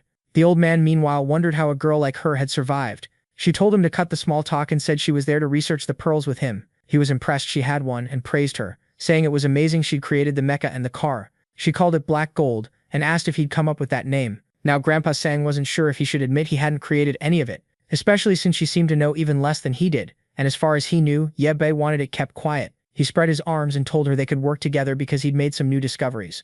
But first she needed to help him with something else. The scene shifted to the medical room, where Yuri lay in bed. A while later, Tang came out and the professor asked how she was doing. Tang took off her mask and asked if Yuri was his granddaughter. The old man said not exactly, but he considered her as such. Tang made a hand gesture and the old man asked if that meant the girl was okay. Tang said no. The old man asked if that meant she had 3 years left. Tang corrected him and said she had 3 months. She'd seen many people with the same illness and had no idea how the girl was still alive. Her body, she wouldn't accept any treatment in this state, and the worst part was there wasn't much they could do. Tang asked if she was telling him to just accept that the girl was going to die. Tang said maybe they could use that. A while later, Yue began to wake up. She overheard the old man outside asking if they were really going to give her that medicine. Tang said it wasn't exactly that. She was thinking of using the material to create a new kind of medicine. In some tests, she'd noticed the material seemed to emit an energy that could regenerate the surrounding cells. The old man said that was why some people who consumed it went through that transformation. She asked what kind of idiot would do that. The old man said he'd seen 2 people consume it and become extremely powerful. Tang went quiet for a moment, then said that aside from guaranteed death, she couldn't think of anything else it could cause. She told him to focus on the real problem, making a medicine from the material to help the girl. They didn't have much time, and they also had to make sure she wouldn't turn into a monster. Meanwhile, Zhao Hang finally placed the last item on the shelf. Staring at it, he couldn't figure out why she valued this stuff so much. Tang walked in and thanked the big guy. He immediately asked if Yuorn's illness could be cured. She said with the right idea, maybe. He said he'd go check on Yubei, but she told him there was no need. He seemed to be handling things just fine. As he turned to leave, she asked about searching for Yuorn's father. He said they were looking. Tang urged them to find him quickly, since it could help with her treatment. Back in the city, Yubei stood on top of a building with the giant robot. The sun blazed down, and he still hadn't found Yuorn's father. He decided to fly around and look for water, until he spotted a shopping mall and headed inside. He smashed through the glass and ended up in front of a pool. There was water, sure, but it wasn't drinkable. Then he heard a strange sound and moved toward it. Something rushed past him. He snapped the robot around and fired a laser. Out of nowhere, the creature burst through the wall and lunged at him. The thing was huge, but luckily the robot arms were huge too. Yubei stared at this new monster and raised his hand to fire again, but the creature knocked him away. He slammed into the wall. He cursed the beast and fired again, but it dodged easily and came at him from the side. Yubei threw a punch, but it was too fast and slipped away again. It landed a hit, but Yubei grabbed hold of it, yanked it sideways and slammed it into the ground. He activated the laser again and hit it right in the neck. The monster fell off and a woman emerged from it. Now these creatures were shooting lasers too. Yubei froze, shocked. Meanwhile, out on the street, the big guy searched for Yubei. He couldn't find him until the drone activated. It was Yubei. She asked if they were still outside. He told her to rest and let them handle the searching. She said she couldn't sleep and felt better working with them. He told her fine, but not to push herself too hard. She reactivated the drone and kept searching. Soon she spotted something strange, and the big guy asked what it was. Yubei said a weird group of zombies was heading toward the construction area. They wondered if there might be survivors there. Then she saw a girl lying on top of a container. The big guy looked through the camera and said he recognized her. Yubei asked how. He said she'd been captured by that guy before, but she escaped at some point, and they never saw her again. Yubei said they had to help her. The big guy activated the car's claws. Obviously, he plowed through the zombies, cutting them down. The girl on the container looked confused. Yubei told her to wait for a chance and jump into the car. Yubei Hang kept smashing everything in his path. He pulled up close and shouted for the girl to get in. She jumped into the back and Yubei said it was time to go. The girl climbed in slowly, asking who they were. The big guy grinned and said they were the rescue team. Meanwhile, on the other side, Yubei was taking a beating as usual. Once again, he slammed into the wall, and the monster came in for the finishing blow. Yubei covered his face, knowing he couldn't look at it. The problem was, his face cover had been damaged in the previous fight, so he couldn't use it again. The creature launched an attack that nearly clipped him. He fired another laser, but the damn thing was too fast. Again, its tail slammed into him. He fell into the pool like an idiot, and realized he'd been careless. He sank into the water as the creature readied another strike. Now he couldn't move. Spikes began to pierce up through the pool, and he wondered if he was going to die there. Then a light flashed, and the creature took a hit to the eye. Man, it was the big guy in the Batmobile, saying the apocalyptic rescue team had arrived. The creature hesitated, confused, then decided to run. But Yubei's giant hand snapped out and grabbed its tail. He asked where it thought it was going. He yanked it back into the water, drove a punch into it, and told the big guy that if the creature started looking at him, just blast it with the laser. The big guy said he understood. Before the creature could react, Yubei fired a laser into its stomach. The poor thing collapsed, trembling. He grabbed its head and demanded to know what this mutant was doing there. Had the organization sent her to kill him? The girl just stared. He told her to open her mouth, or he'd crush her head. She finally reacted when he mentioned the secret organization. Lena turned desperate, saying she didn't want to go back to that place. The big guy asked how this girl had also turned into a monster. At that moment, the monster recognized the girl in the car, and started calling her Lena. Yubei told her to stay still, or he'd finish her off. Lena got out of the car and asked if the creature was Annie. Under Yubei's hand, the creature kept calling out to her. The big guy mentioned to Yubei that maybe she was another person transformed by the black material. Lena stepped closer and asked her sister how she'd ended up like this. The girl said an organization had experimented on her. She had no idea how to describe the pain she was in. Yubei told Lena to move away. He said he'd end her suffering. Lena begged him not to kill her. Even transformed, she was still her sister. Yura stepped in front of Yorubei and asked him to wait. Yorubei warned her to get out of his way or he'd smash that drone. Yura pleaded that they had just reunited, and he couldn't take her life like that. But Yorubei argued that anyone transformed had an extremely unstable mind, and it was too dangerous to leave her alive. Still, Lena wouldn't move, she just cried with her sister. Yura begged Yorubei to at least let them talk and see what happened. Yorubei reminded her this creature had nearly killed him, and there was no way he'd let her walk away alive. Then the big guy suggested Yorubei thank Yor, because if it weren't for her, they wouldn't have arrived in time. With that, Yorubei backed off. He released the creature and walked away, calling them a bunch of idiots. The monster stood and asked if they were from the secret organization. Yor said no, they were just moving through the city, looking for survivors. Annie explained that after the transformation, she'd managed to escape, but the organization kept sending giant dogs to hunt her down in this place. Yor asked why she'd attacked Yorubei. Annie said she'd been scared, and thought he was part of the organization. She went to Lena saying it was good to know she was okay, and that she had no intention of hurting anyone there. Yor looked relieved and suggested Annie join their group. They were studying zombies nearby, and maybe she could help. Lena asked if both of them could really be part of that. Yor said it would be a pleasure to help others. The only problem was the monster wouldn't fit in the car. Annie told Lena she'd follow her wherever she went. The big guy asked Yor if she was sure about bringing a monster like this back to their home. Yor replied that they were just two sisters in danger, and helping them was everyone's responsibility. Yorubei got into the car and sat down. Seeing that, the big guy said that since Yorubei wasn't refusing, it was time to head back. So, with the car, the drone, and the monster, they all left. The big guy couldn't believe the creature could move as fast as they did. After a while, they made it back to base. The doctor and Tang froze when they saw the creature, and immediately demanded to know what was going on. Lena introduced herself. She said she lived in the east, but when the disaster hit, she and her sister stole a car and drove south. Then Annie appeared from the creature's head. Lena introduced her too, explaining that Annie had been captured by an organization and turned into an experiment. The old man went pale at the mention of that organization. Tang, on the other hand, thought Annie was adorable. She walked right up, softening her voice, telling her not to be afraid, that she only wanted to touch her a little. The creature flapped its fins, and Tang hesitated. Then the monster edged away and hopped into the pool. Tang frowned, wondering if she was anxious. The big guy asked the obvious question, how had the two of them survived out there with no food, just the two of them? Lena said that for a while, a man had been guiding them, helping them slip past the zombies. Then, one day, he vanished, and they'd been waiting there ever since. The big guy leaned in. Who was crazy enough to pull that off? Lena said the man gave them clothes smeared with zombie guts, and told them it would mask their scent. That was why the zombies never noticed them. The big guy's mind immediately jumped to one person. Could it be Yura's father? Right then, Yura spoke up, asking if the man had short hair and if his name was Yao Haipeng. Lena said yes, then stared at Yura, realizing she was the girl from before. Yura's face crumpled. She said Yao Haipeng was her father, and then she fainted on the spot. Tang caught her and helped her up, asking why she'd run away from the hospital. The big guy turned to Yibei. Why weren't they going back out to look for her father? Yibei said once night fell, it would get even more dangerous outside, and he needed to strengthen his mecha. That was when the old man stepped forward and said it was time Yibei gave them a real explanation. Yibei always seemed to know everything. The old man didn't understand why he kept so many secrets, or what danger there was in telling the truth. The big guy backed him up. If something happened to Yibei, none of them would survive without him. Yibei went quiet for a beat, then nodded. It was time. He told him he was a traveler, from 50 years in the future. The big guy believed him instantly. Now it made sense why Yibei never felt like an ordinary person. The old man looked like he'd been struck. What kind of time travel was Yibei even talking about? Tang's eyes widened. Humans had survived more than 50 years? Yibei said it all started with that pearl, the thing that kicked off the destruction of the world, but also triggered the greatest technological leap they'd ever seen. When they studied its material, they discovered they could send someone's consciousness back into the past, but the person in the past had to be within the activation radius of the item. The old man was horrified. Yibei said that was how they managed to return to the beginning of the virus. They couldn't go any earlier than that. After years of analysis, they never found anything else like it on Earth. That was why they believed it came from another world. The big guy's thoughts snapped into place.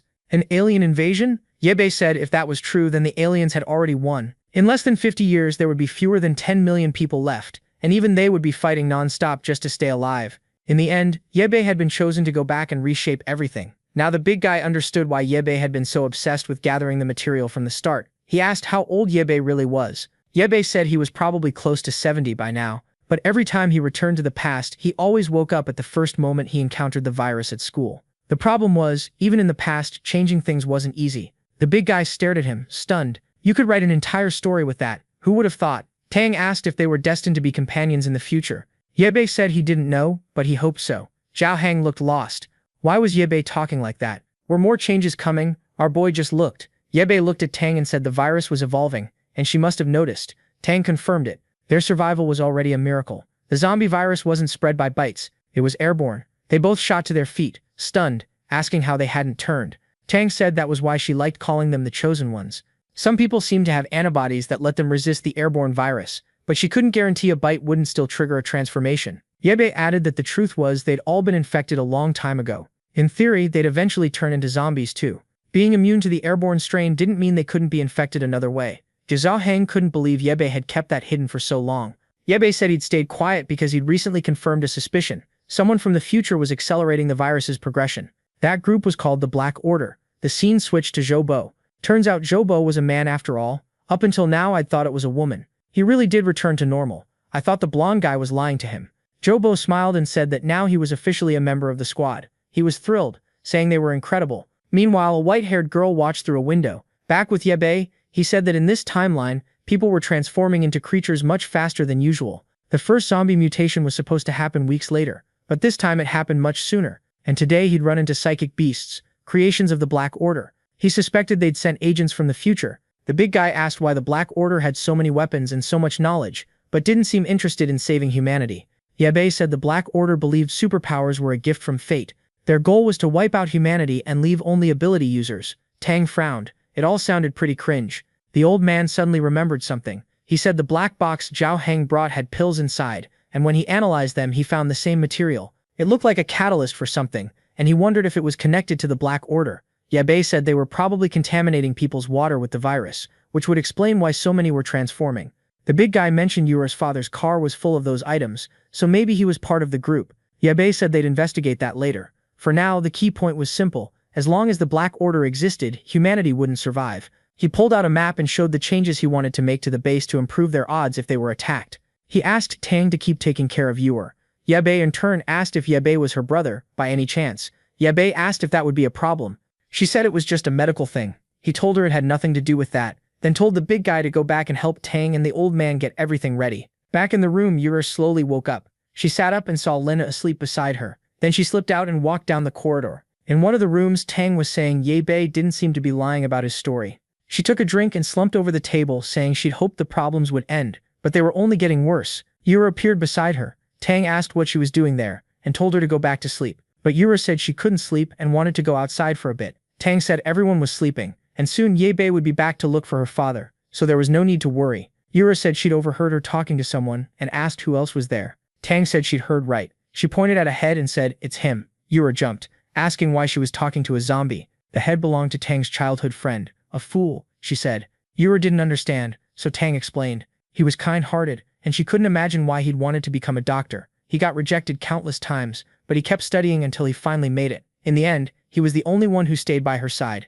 When people at the hospital tried to steal her research, he stood up and told everyone the truth. When the disaster hit, he was the only one who threw himself in front of her. Even while he fought and changed, he kept shielding her. In the end, there were so many pieces on the ground she couldn't even tell which ones were his. Still, she gathered them up, hoping that someday, with future technology, she could put him back together and bring him back. Then she laughed and said she was joking. She knew life wasn't that simple. Yuarks asked awkwardly if she'd liked him. Tang admitted that, strangely enough, he was the only person who ever touched her heart. Then she told Yuark to go back to sleep, because she still needed to talk to Annie later. Meanwhile, outside, Yuar went to find Annie. Annie rose from the water and faced her. They stared for a beat. Yuar introduced herself and asked how Annie was doing. Annie said she had to stay hidden. She couldn't risk the organization finding her. Yuar said what they'd done to Annie's body was cruel, and asked if it had hurt. Annie said even thinking about the past gave her chills, but these days she didn't feel anything anymore. Yuar fell quiet. Annie studied her and said she could tell Yuar was hurting too. She reached out and gently touched her. Yuar asked how she could tell. As the monster was about to say, "Humans are all the same," she suddenly fainted.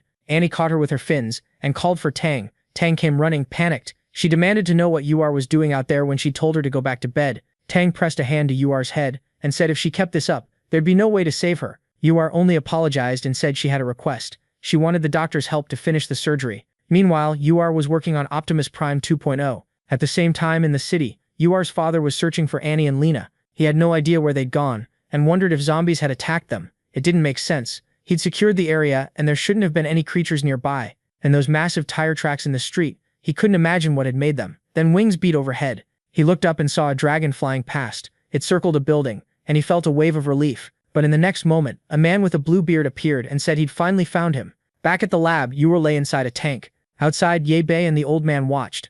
Zhang said he wasn't sure about using that item to cure her. Ye Bei told him they just needed time for it to take effect. He'd extracted the right portion of the pearl's energy, and as long as Tang followed the formula, it would go smoothly. There could be side effects, but at least she'd live. The old man asked if they'd run this experiment many times in the future to know all this. Ye Bei said the cure was called the Elixir of Immortality, sold to the elite back then. It worked for treating disease, but eternal life was still a mystery. It didn't last long. The old man said a name like that made it sound even more believable. Ye Bei said this was their last conservative option. After that, they'd have to use the material completely and see what happened. The old man nodded. Now it all made sense. That was why Zhao Heng was back out on the streets, searching for her father. He warned Lena the place was crawling with zombies and told her to watch the right side. She started deploying the drone, apologizing because she wasn't used to it. Keeping up with all the camera feeds was hard, and she called herself a bit of an airhead. That's what she told herself. Zhao Heng told her to stay focused. They'd find Yuer's father soon. Lena suddenly said she'd spotted someone who looked like him. On the street ahead of the drone, a hooded man sprinted for his life, fleeing a pack of rank 1 zombies. His cloak wasn't working, so he ripped it off and tossed it. A grenade attached to it detonated right in front of the swarm. It didn't matter. The zombies kept walking through the flames. Then a laser sliced through 1 zombie, and 2 more with it. Zhao Heng drifted hard and stopped right in front of the man, who stared at them, stunned. The big guy swung the car door open and asked if he was Yao Yuer's father. The man looked confused, but our bald friend snapped at him to get in. No time to explain. He'd just been saved and the streets were a death trap, so he climbed in. The car tore off. From a distance, the blue-bearded man watched it all. He asked the blonde guy if he was really going to let the man get away that easily. The blonde said they were part of a special group, so they had to be cautious and take this seriously. The blue-bearded man scoffed. His style was showing up and smashing everything, not playing with little tricks. The blonde reminded him they didn't have that luxury. They had very few people left. That was thanks to the girl who'd used a horde of zombies to attack their base, only to get them all killed. The blue-bearded man found it strange. A girl with an ability high enough to command 1,000 zombies, and she still lost to that base. The blonde said it was a sad situation. They couldn't revive any of the zombies they'd lost. Meanwhile, the car pulled into the base. Zhang rushed out, worried, and asked if it was really a Peng. Yuer's father said it had been a long time and apologized for causing so much trouble. Old Zhang told him they should thank the heavens. He was still alive. Then he sent him inside to take a bath, while they checked on the girl. The scene shifted to a Peng, terrified. Seeing Yuer inside a capsule, he demanded to know what happened. The grandfather explained that when Zhao Heng brought her in, she was fine, but lately she'd been getting worse. What made it worse was that she'd been pushing herself to the limit, trying to find her father. A Peng crumpled, saying he should have come back sooner. The old man told him to calm down. There was still a lot to uncover. He handed a Peng a box and asked where it came from. A Peng knew they'd found it in his car, but he had no idea what it was. Zhang asked how he got it. A Peng said he'd been in contact with a man named Loro, from a group called the Black Group. At first it looked like a charity. Loro gave him these drugs, supposedly to help Yuer, and he never imagined the truth behind them. The old man asked if a Peng was part of the group, and what the drugs were really for. A Peng said the drugs had caused several emergencies across the city. When he realized what the organization was, he wanted out. He kept working with them anyway, hoping he could eventually escape and make it back to Yuer. But when he finally ran and tried to return, a horde surrounded him. And still this happened to her. He said he'd always taught Yuer to spread love and kindness, yet he'd been helping the wrong people. He broke down, calling himself an incompetent father. That's when Tang walked in and told him Yuer was still alive, still fighting. Then she told him to donate blood, since he was her biological father. No one else there could donate. He was their only hope. Peng immediately held out his arm and told her to take as much as she needed. The doctor cheered, saying it was a good thing he had arrived, or she would have had to use that material on the girl. The father looked confused, then shouted that he wouldn't allow it. The doctor couldn't understand why, and Zhang asked what he thought he knew. Peng said he wasn't sure, but the organization was planning a massive experiment. Their target was the entire city of Anchi, and countless lives would be lost. Zhang said it didn't matter. Most of the population was already dead, so there weren't many people left to lose. The father insisted they couldn't use the material on the girl, no matter what. Zhang argued it was the only way to fight those guys, and besides, they had nowhere to run. Peng panicked and said they had to get out of there fast. He bolted, saying he'd grab Yuer and leave. Then someone struck him on the back of the neck. Ye Bei told him to shut up. Peng crumpled to the floor, out cold. Ye Bei turned back. Collect the blood, start the surgery. Meanwhile, in another part of the city, completely intact, something else was unfolding. Inside a bar sat Bluebeard. A long-haired guy asked how they'd all ended up in the secret group. Bluebeard said he only joined because all his companions had died, and he was left alone. The blonde guy beside him said he needed to protect the people he still had. The man at the counter nodded, saying he got it, and that if they could become new partners, it would be incredible. He just expected more people in this so-called secret group. Bluebeard told him not to worry. There were plenty of members, they were out recruiting. The blonde guy said he was curious what kind of society the superhumans would build. They didn't need to eat, could switch into combat mode, and weren't even afraid of zombies. Still, he felt it would be hard to get people to unite now. Bluebeard agreed. For now, they'd wait for the consultant's responses. But the blonde guy asked if it was really okay to keep getting information from someone from the future.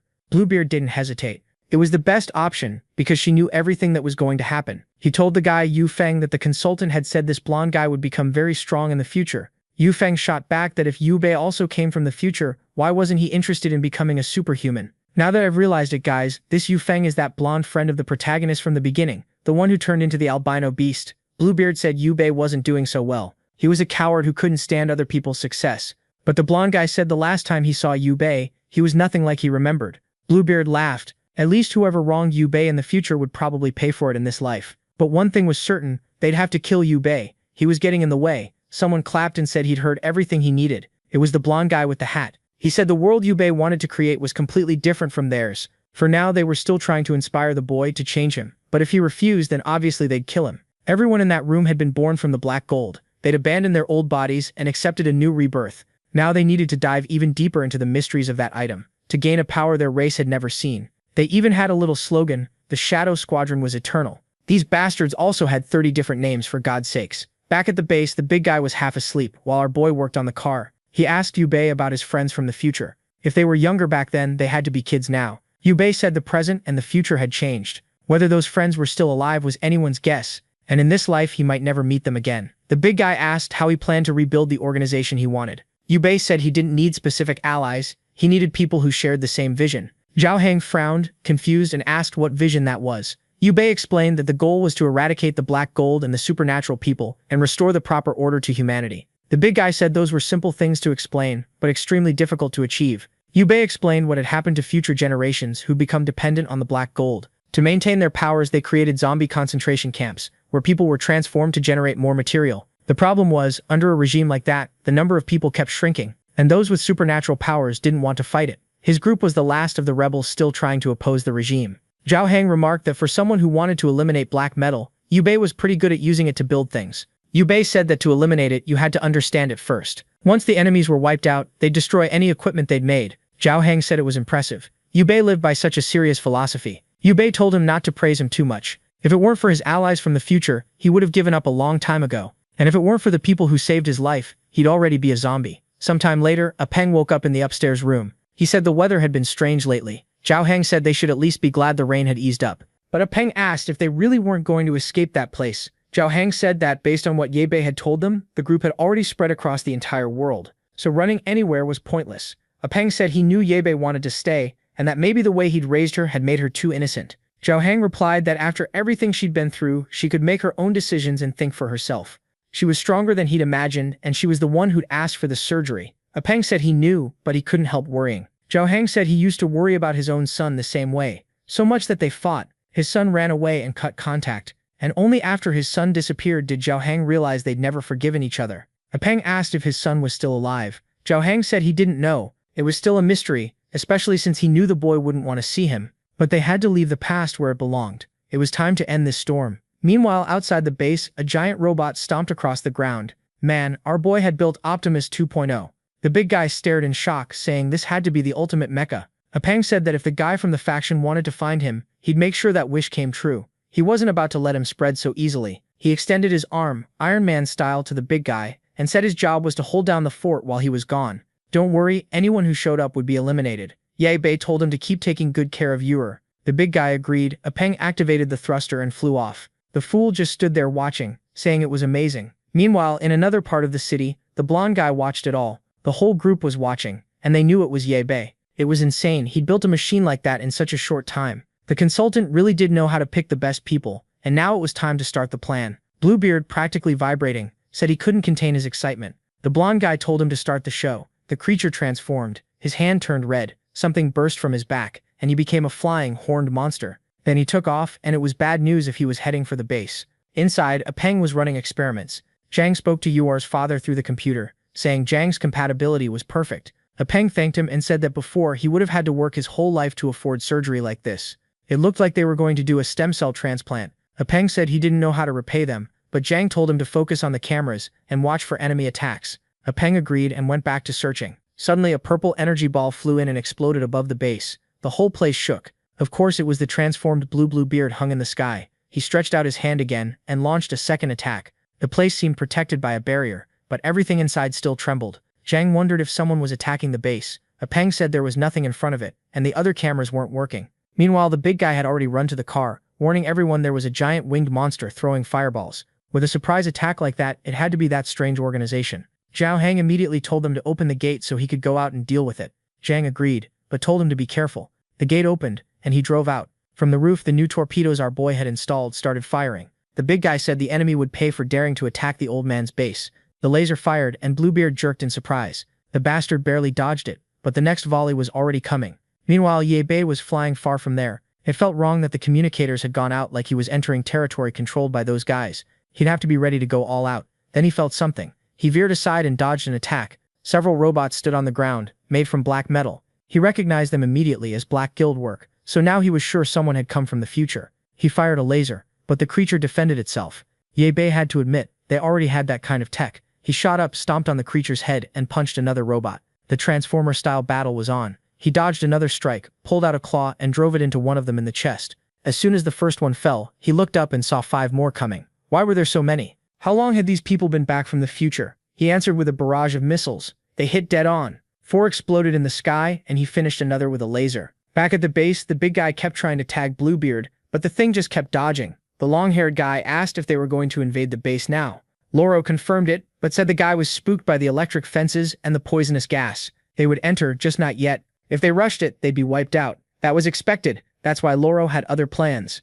Peng suddenly warned everyone that the big guy seemed to have scared off the winged creature. He asked if Yuer was okay and how the surgery was going. Then something appeared on his neck. Blood poured out. He dropped to the ground. A blonde guy emerged from his corpse. He said the blood mark was perfect for being placed on him. Better still, since it looked like he was in the control room. Outside, Zhao Heng was having a blast. He launched another barrage of torpedoes at Bluebeard. The creature tried to flee but realized it couldn't and turned to cast a spell. It blew up some of the torpedoes, but a laser hit it square in the hand. The sky flashed and it crashed to the ground like trash. The big guy was pumped. The car's combos were amazing. He moved in on the creature. Bluebeard started forming another fireball, then slammed it into the ground. The blast flipped the tank. The car rolled, and Bluebeard said this was where it ended. He leapt at him and with both feet latched onto the side of the tank, crawling closer. Time to open that can. The big guy didn't flinch. He swung the door open right into Bluebeard's jaw. Then he pulled out his pistol and fired. The monster tried to dodge, but the shot still caught him in the shoulder, making him stumble back. And if you thought the big guy would stay in the car, you were wrong. He slid down the hill and threatened him. Bluebeard laughed and said he finally understood why he'd been sent here. The big guy asked what he was talking about and why he was laughing. The monster kept laughing, called out Zhang's name, and said it had been a long time since they'd last seen each other. Then he began to transform back and asked if Zhang didn't recognize him anymore. That's when Zhang recognized him. Old Zhao. Meanwhile, back at the base, Tang was watching over Yuer. She seemed relieved that nothing had fallen on top of the capsule. Zhang told them the attack must have cut the power, and now they were running on generators. The real problem was the stem cells they'd absorbed from the father were destroyed. Tang said it was fine, they could just ask him again. But then the blonde guy walked in and said, unfortunately, he wouldn't be able to come back to this place.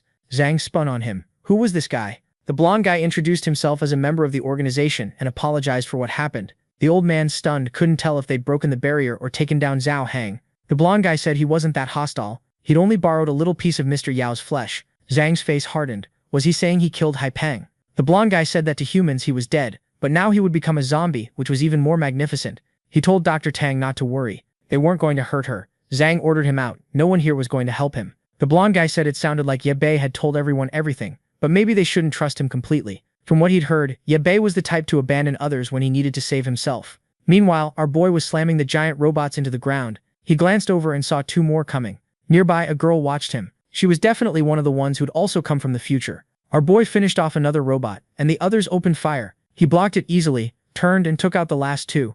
Their bodies started to evaporate. Still, something felt off. These things were too weak, like basic construction robots. Then a gate began to lower. Something else waited inside. 2 white legs stepped out. A flamingo, peacock, lion, whatever it was, stood in front of him. He muttered that, style-wise, this faction never disappointed. The creature screamed and charged with a roar. Yebi dodged, but she triggered something in her stance and followed up, blasting him back again. The monster kept chaining attacks as he slipped and ducked. Then she activated something in her eye and aimed it at him. A slowing light. He didn't even need to look straight into her eyes. He froze. Purple fire poured out in a barrage. He couldn't move in time. The boy burned. Back at the base, Zhao Hang demanded to know why that guy was still alive. Bluebeard shot back that it was the same thing he wanted to know about Zhao Hang. Zhao Hang pressed him. What was going on? Why was he with this group? Was he the one who betrayed them and got Zhao Qi and Akun killed? Bluebeard said he was involved, but he hadn't done it on purpose. The big guy yelled, asking why he'd betrayed everyone when they trusted him like a brother. Bluebeard said their whole stealing from the rich to give to the poor act was always going to fail. On what was supposed to be their last mission, the police caught them, but the new organization got to him in time. They saved him, and he managed to rescue his injured friends while Zhao Hang disappeared. The big guy demanded to know if he'd saved Akun and Zhao Qi. Were they alive? Bluebeard hesitated, then said yes. Everyone was safe. They should join forces like before. The big guy snapped. What kind of joke was that? He already knew the organization wanted to wipe out humanity and build a world only for the transformed. Now he was sure Bluebeard had transformed, and he'd probably done the same to their two old friends. Bluebeard said that life was over. They couldn't keep living like that forever, with no identity, hunted by everyone. Here, in the new organization, they were superhumans. They could change humanity. That's when his tail got slashed. The big guy had hesitated, but he still cut off a piece of him. He demanded again, were Akun and Zhao Qi okay? Bluebeard's expression shifted. He said the big guy was as annoying as ever. Then he flew off, warning that if the big guy didn't want to talk, he'd take him to meet them. Back at the base, the old man told the blonde guy that Ye Bei was strange, but he was sure the boy had tried harder than anyone to protect Ye Bei. Song thought for a moment. How were they supposed to explain this? Why was a little girl trapped in a capsule meant to create superpowered people? He said he understood now. Ye Bei wanted to create psychics who would obey his every command, and Ye Bei had been hiding his identity as a mechanic pretty well. He walked to the computer and said, these so-called apocalypse mechanics were fanatics for black gold, experts at experimenting on human bodies. Zhang asked what he was planning. Song said he was just helping the boy finish what he wanted. With one small adjustment, they turned the girl into a psychic loyal to the black faction. He hit enter. Now, with one more ability user, the organization was stronger. The old man cursed him as human trash and charged with an iron bar. Fire flashed and melted at mid-swing. Zhou Bo stood beside the blonde guy and warned him to be careful, not to play with fire in a place like this. The long-haired guy said he couldn't wait to meet the new company. Not to mention he had a special connection with her. The blonde guy ordered him to deactivate all the defense tools. He said he was on it, then started shouting in frustration, furious there was nothing to burn. Then he spotted Lena on the ground. Could he burn her? No one said they needed her alive. The blonde guy approved. He walked over and told her to scream a lot when she started cooking. He grabbed her arm and the whole place shook. The ceiling crumbled. Transformed Anne appeared. The old man froze. Anne activated her eye power. Man, the next second she'd already finished off everyone in the room. Bodies hit the floor. Zhang thanked her and told her to take care of those bastards in the lab. Tang rushed to the computer, trying to undo Song's changes, but she couldn't. Anne activated her power again, this time toward Yizhu. Tang stared, impressed. How was that power weakening the strength of the black metal? If that was the case, she told Anne to keep doing it and slow the mutations. Tang remembered Ye Bei telling her to activate the backup protocol in an emergency. Then, out of nowhere, a blue slash tore into Anne's back. Yu Feng. That bastard. He said it looked like he'd found the person the organization was looking for. He sent another slash, but Anne dodged. Anne opened her big mouth and blasted water at him. He slipped aside. The clash knocked Tang's pieces all over the floor. Back at the enemy base, the creature had just set Ye Bei on fire. He raised a barrier, saying he was wasting too much energy in that place. Time to end it in a flash. He pulled a blowtorch from his hand and aimed it at her. The creature burned and tried her eye attack, but he dodged. He fired 2 torpedoes that struck beside her foot, and when she looked down, he was already at her side. He carved into one of her legs with a chainsaw. She toppled, and he immediately smashed her semi-eye. Above them, the white-haired girl watched and said he'd passed with flying colors. Our boy stood before the fire as the creature was devoured by flames. Then he glanced back and fired a laser at the girl. The top of the base exploded. He looked up. She was gone until she appeared beside him, saying he really deserved the title of Master Mechanic. He swung at her again, but the damn girl teleported away. She reappeared on the other side and said it was a shame he hadn't joined the mechanics committee. Ye was pretty furious, wondered why he kept running into people with teleportation powers. He flew at her, but she only stretched out her hand. His robot suddenly stopped working. He felt it, his energy draining. What was happening? He demanded to know if she was a traitor to the committee and what time she came from. She said that once she had been the great sage of the Northern Mountain. She worked with a mechanical council that he should beat. She lowered her hand and Ye Spree's robot crashed to the ground. He couldn't figure out why everything suddenly felt so heavy. She told him this black gold manipulation came from 100 years in the future, so he'd better stop resisting. His only option was to join the organization. Ye Spree seemed to recognize the name, the Great Sage of the North. He said everyone thought she'd died after she vanished, but it turned out she'd become a dog of the black organization. Doing this was a disgrace to her grandfather. So this girl was Dr. Zhang's granddaughter. Her name was Zhang Yue. Could she be the future Yue? Now I'm confused about what happened here. We're still figuring it out, but she said joining the Shadow faction was the most effective move. Everything she did was to keep evolving what her grandfather created. Yue asked if her grand plan was turning all humans into strange creatures, and whether she'd killed plenty of her mechanic friends in her time. Yue said she'd always told the truth, but few believed her, and to avoid future problems, she had no choice but to eliminate every one of them. If Yue kept opposing her, he'd end up the same. Our boy said he couldn't wait to hear her brilliant ideas. She asked if he really thought black metal was all there was to this apocalypse. He said as far as he knew, the meteor brought the virus, and that's why humans started transforming. She said she'd believed that for a long time too, but the truth was something no one wanted to share, because it would cause panic. Yue asked what secret could make her switch sides and start killing so many people. Yue said it was because of a meteor. 5 months ago, it hit this planet and brought the zombie virus. But 100 years from now, another meteor just like it would arrive, only 10,000 times bigger. The first meteor came to gather information. The second would be the real attack. Even if they combined every weapon on the planet, they couldn't stop something that size, especially a radioactive one. And in the future, the war had wiped out their aerial control. They were defenseless. As a last-ditch effort, the committee had an epiphany and started building ships to flee the planet. But by luck, she found the same time-travel machine Yu Bei used. This one seemed limited to the consciousness of 2 people. But that was enough. Furious, he asked if everyone was going to die anyway, why was she turning them into zombies? Yu Bei said from the moment the first meteor fell, it was inevitable. Everyone would eventually transform into creatures. She'd only sped it up by distributing black gold. To save humanity, they needed to gather all the superpowered people and stop the disaster that was coming. Meanwhile, back at the base, Anne was fighting Yu Feng. Zhang was trapped under the rubble when Dr. Tang appeared, unconscious.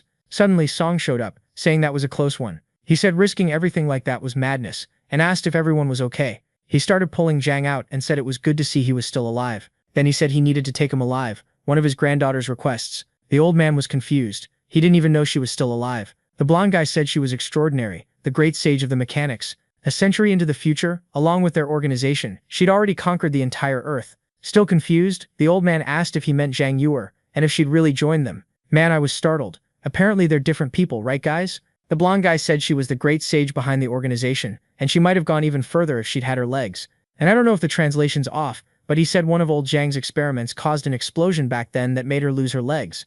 Apparently Mr. Zhang's son sent her abroad, but she never held a grudge against the old man, and that hit Song hard. He said Zhang must feel guilty, so it would be good for him to meet her. After all, he figured that's why Zhang tried so hard to take care of Yuer, because they looked alike. He then kicked Shoubo in the farce. He smacked his head, telling him to wake up. He ordered him to bring the old man and Dr. Tang. They were heading back to the base. Then someone walked in. They looked lost. It was Yuer's father, transformed. The blonde guy snapped at Shoubo to finish everyone off and take them away. But Shoubo was on the ground shaking. Zhang's friend had gotten back up, covered in filth, and was closing in. Shoubo threw flames, but the thing didn't even react. Zhang woke and saw Xiao Xing protecting her again. The blonde guy kicked Yuer's father. At a moment like this, nothing could go wrong. The old man shouted for Apeng. Right then, Yuer's capsule started to glow. Outside, Lena watched Anne, beaten to a pulp. Yu Feng taunted her, telling her to give up. She couldn't match him for speed. Even Zhang was out cold. Bluebeard said he'd gone easy on him, but it'd be better if he became a superhuman soon. He'd be much stronger. Then energy flared across his back. From the center of the base, a green laser shot straight into the sky. Back in Yebei's fight, he told Yuer to stop making excuses. Risking all of humanity for a meteor made no sense. Yuer said the second meteor followed the signal from the first. That was why it was inevitable. It would collide with Earth. There was no escape. Everyone would have to become extraordinary creatures to survive. Yebei didn't get it. What was her plan then? Gather a bunch of black gold? Make a bunch of superhumans? She said she wanted to control them all, guide them completely, like a queen, just like she imagined Yebei wanted to be. He admitted it was tempting, but he refused. He had no interest in leading a gang of members about to explode. He activated his shield. As a member of the Mechanics Association, he would never side with people who stood against humanity. He fired a laser. She blocked it with her hand. He launched more torpedoes. They exploded, and she simply teleported away. She said it was impressive how fast he developed tech that could recharge energy that quickly. But without black gold, it was only a matter of time before he ran out. Her energy sank Yebei's giant robot again. He fired the thrusters on his back and tried to escape. She just reached out and slashed at him. He kept flying, firing torpedoes. She guarded herself. Through the smoke, he rushed in and hit her with a shockwave. This time it did nothing. Still, he grinned. At least now she couldn't teleport. Yuer said it was ridiculous to think that kind of attack could neutralize her. His system would overload long before that. Yuer insisted that if he could take her to the next life, that would be enough. Yuer asked if his priority wasn't self-preservation. He kept attacking. He would never be controlled. Yuer asked why he joined the Mechanics Committee. He said at least the committee could tell the difference between humanity's horrors. They still believed in searching for a way to save the people on this planet. She pointed out that so far, all he'd done was get revenge on Ruoxi. He said that was fine. He had 100 years to figure out something more. She kept pressing him, telling him to remember humanity's greed. Then a voice said it was ready. They both froze. Eurus appeared in the sky, flying with a butterfly wing. Eurus recognized her immediately. He asked why she'd become an extraordinary creature. Eurus said it was ironic for him to talk about resisting power when he'd created a creature himself. Then Eurus clasped her hands. Purple energy began to pour out of the other girl, flowing toward her. Eurus watched the black gold start to dissipate. Eurus dropped to the ground, staring at her hands, asking how this could be happening. Eurus tried to understand how she was absorbing the black gold. Eurus said she could extract energy completely from any zombie. She could help everyone. He was stunned but said she didn't look okay. The little girl said she knew her body wouldn't last much longer. She'd always known it was inevitable, transformation or not. Then Eurus said she knew she'd found Eurus in the future. Confused, he asked if she could read minds. Now, but she only said she could finally see it. Eurus had come back to the past to help everyone. Eurus believed things would work out if people got the support and encouragement they needed. That's what her father always said, and that's what she believed.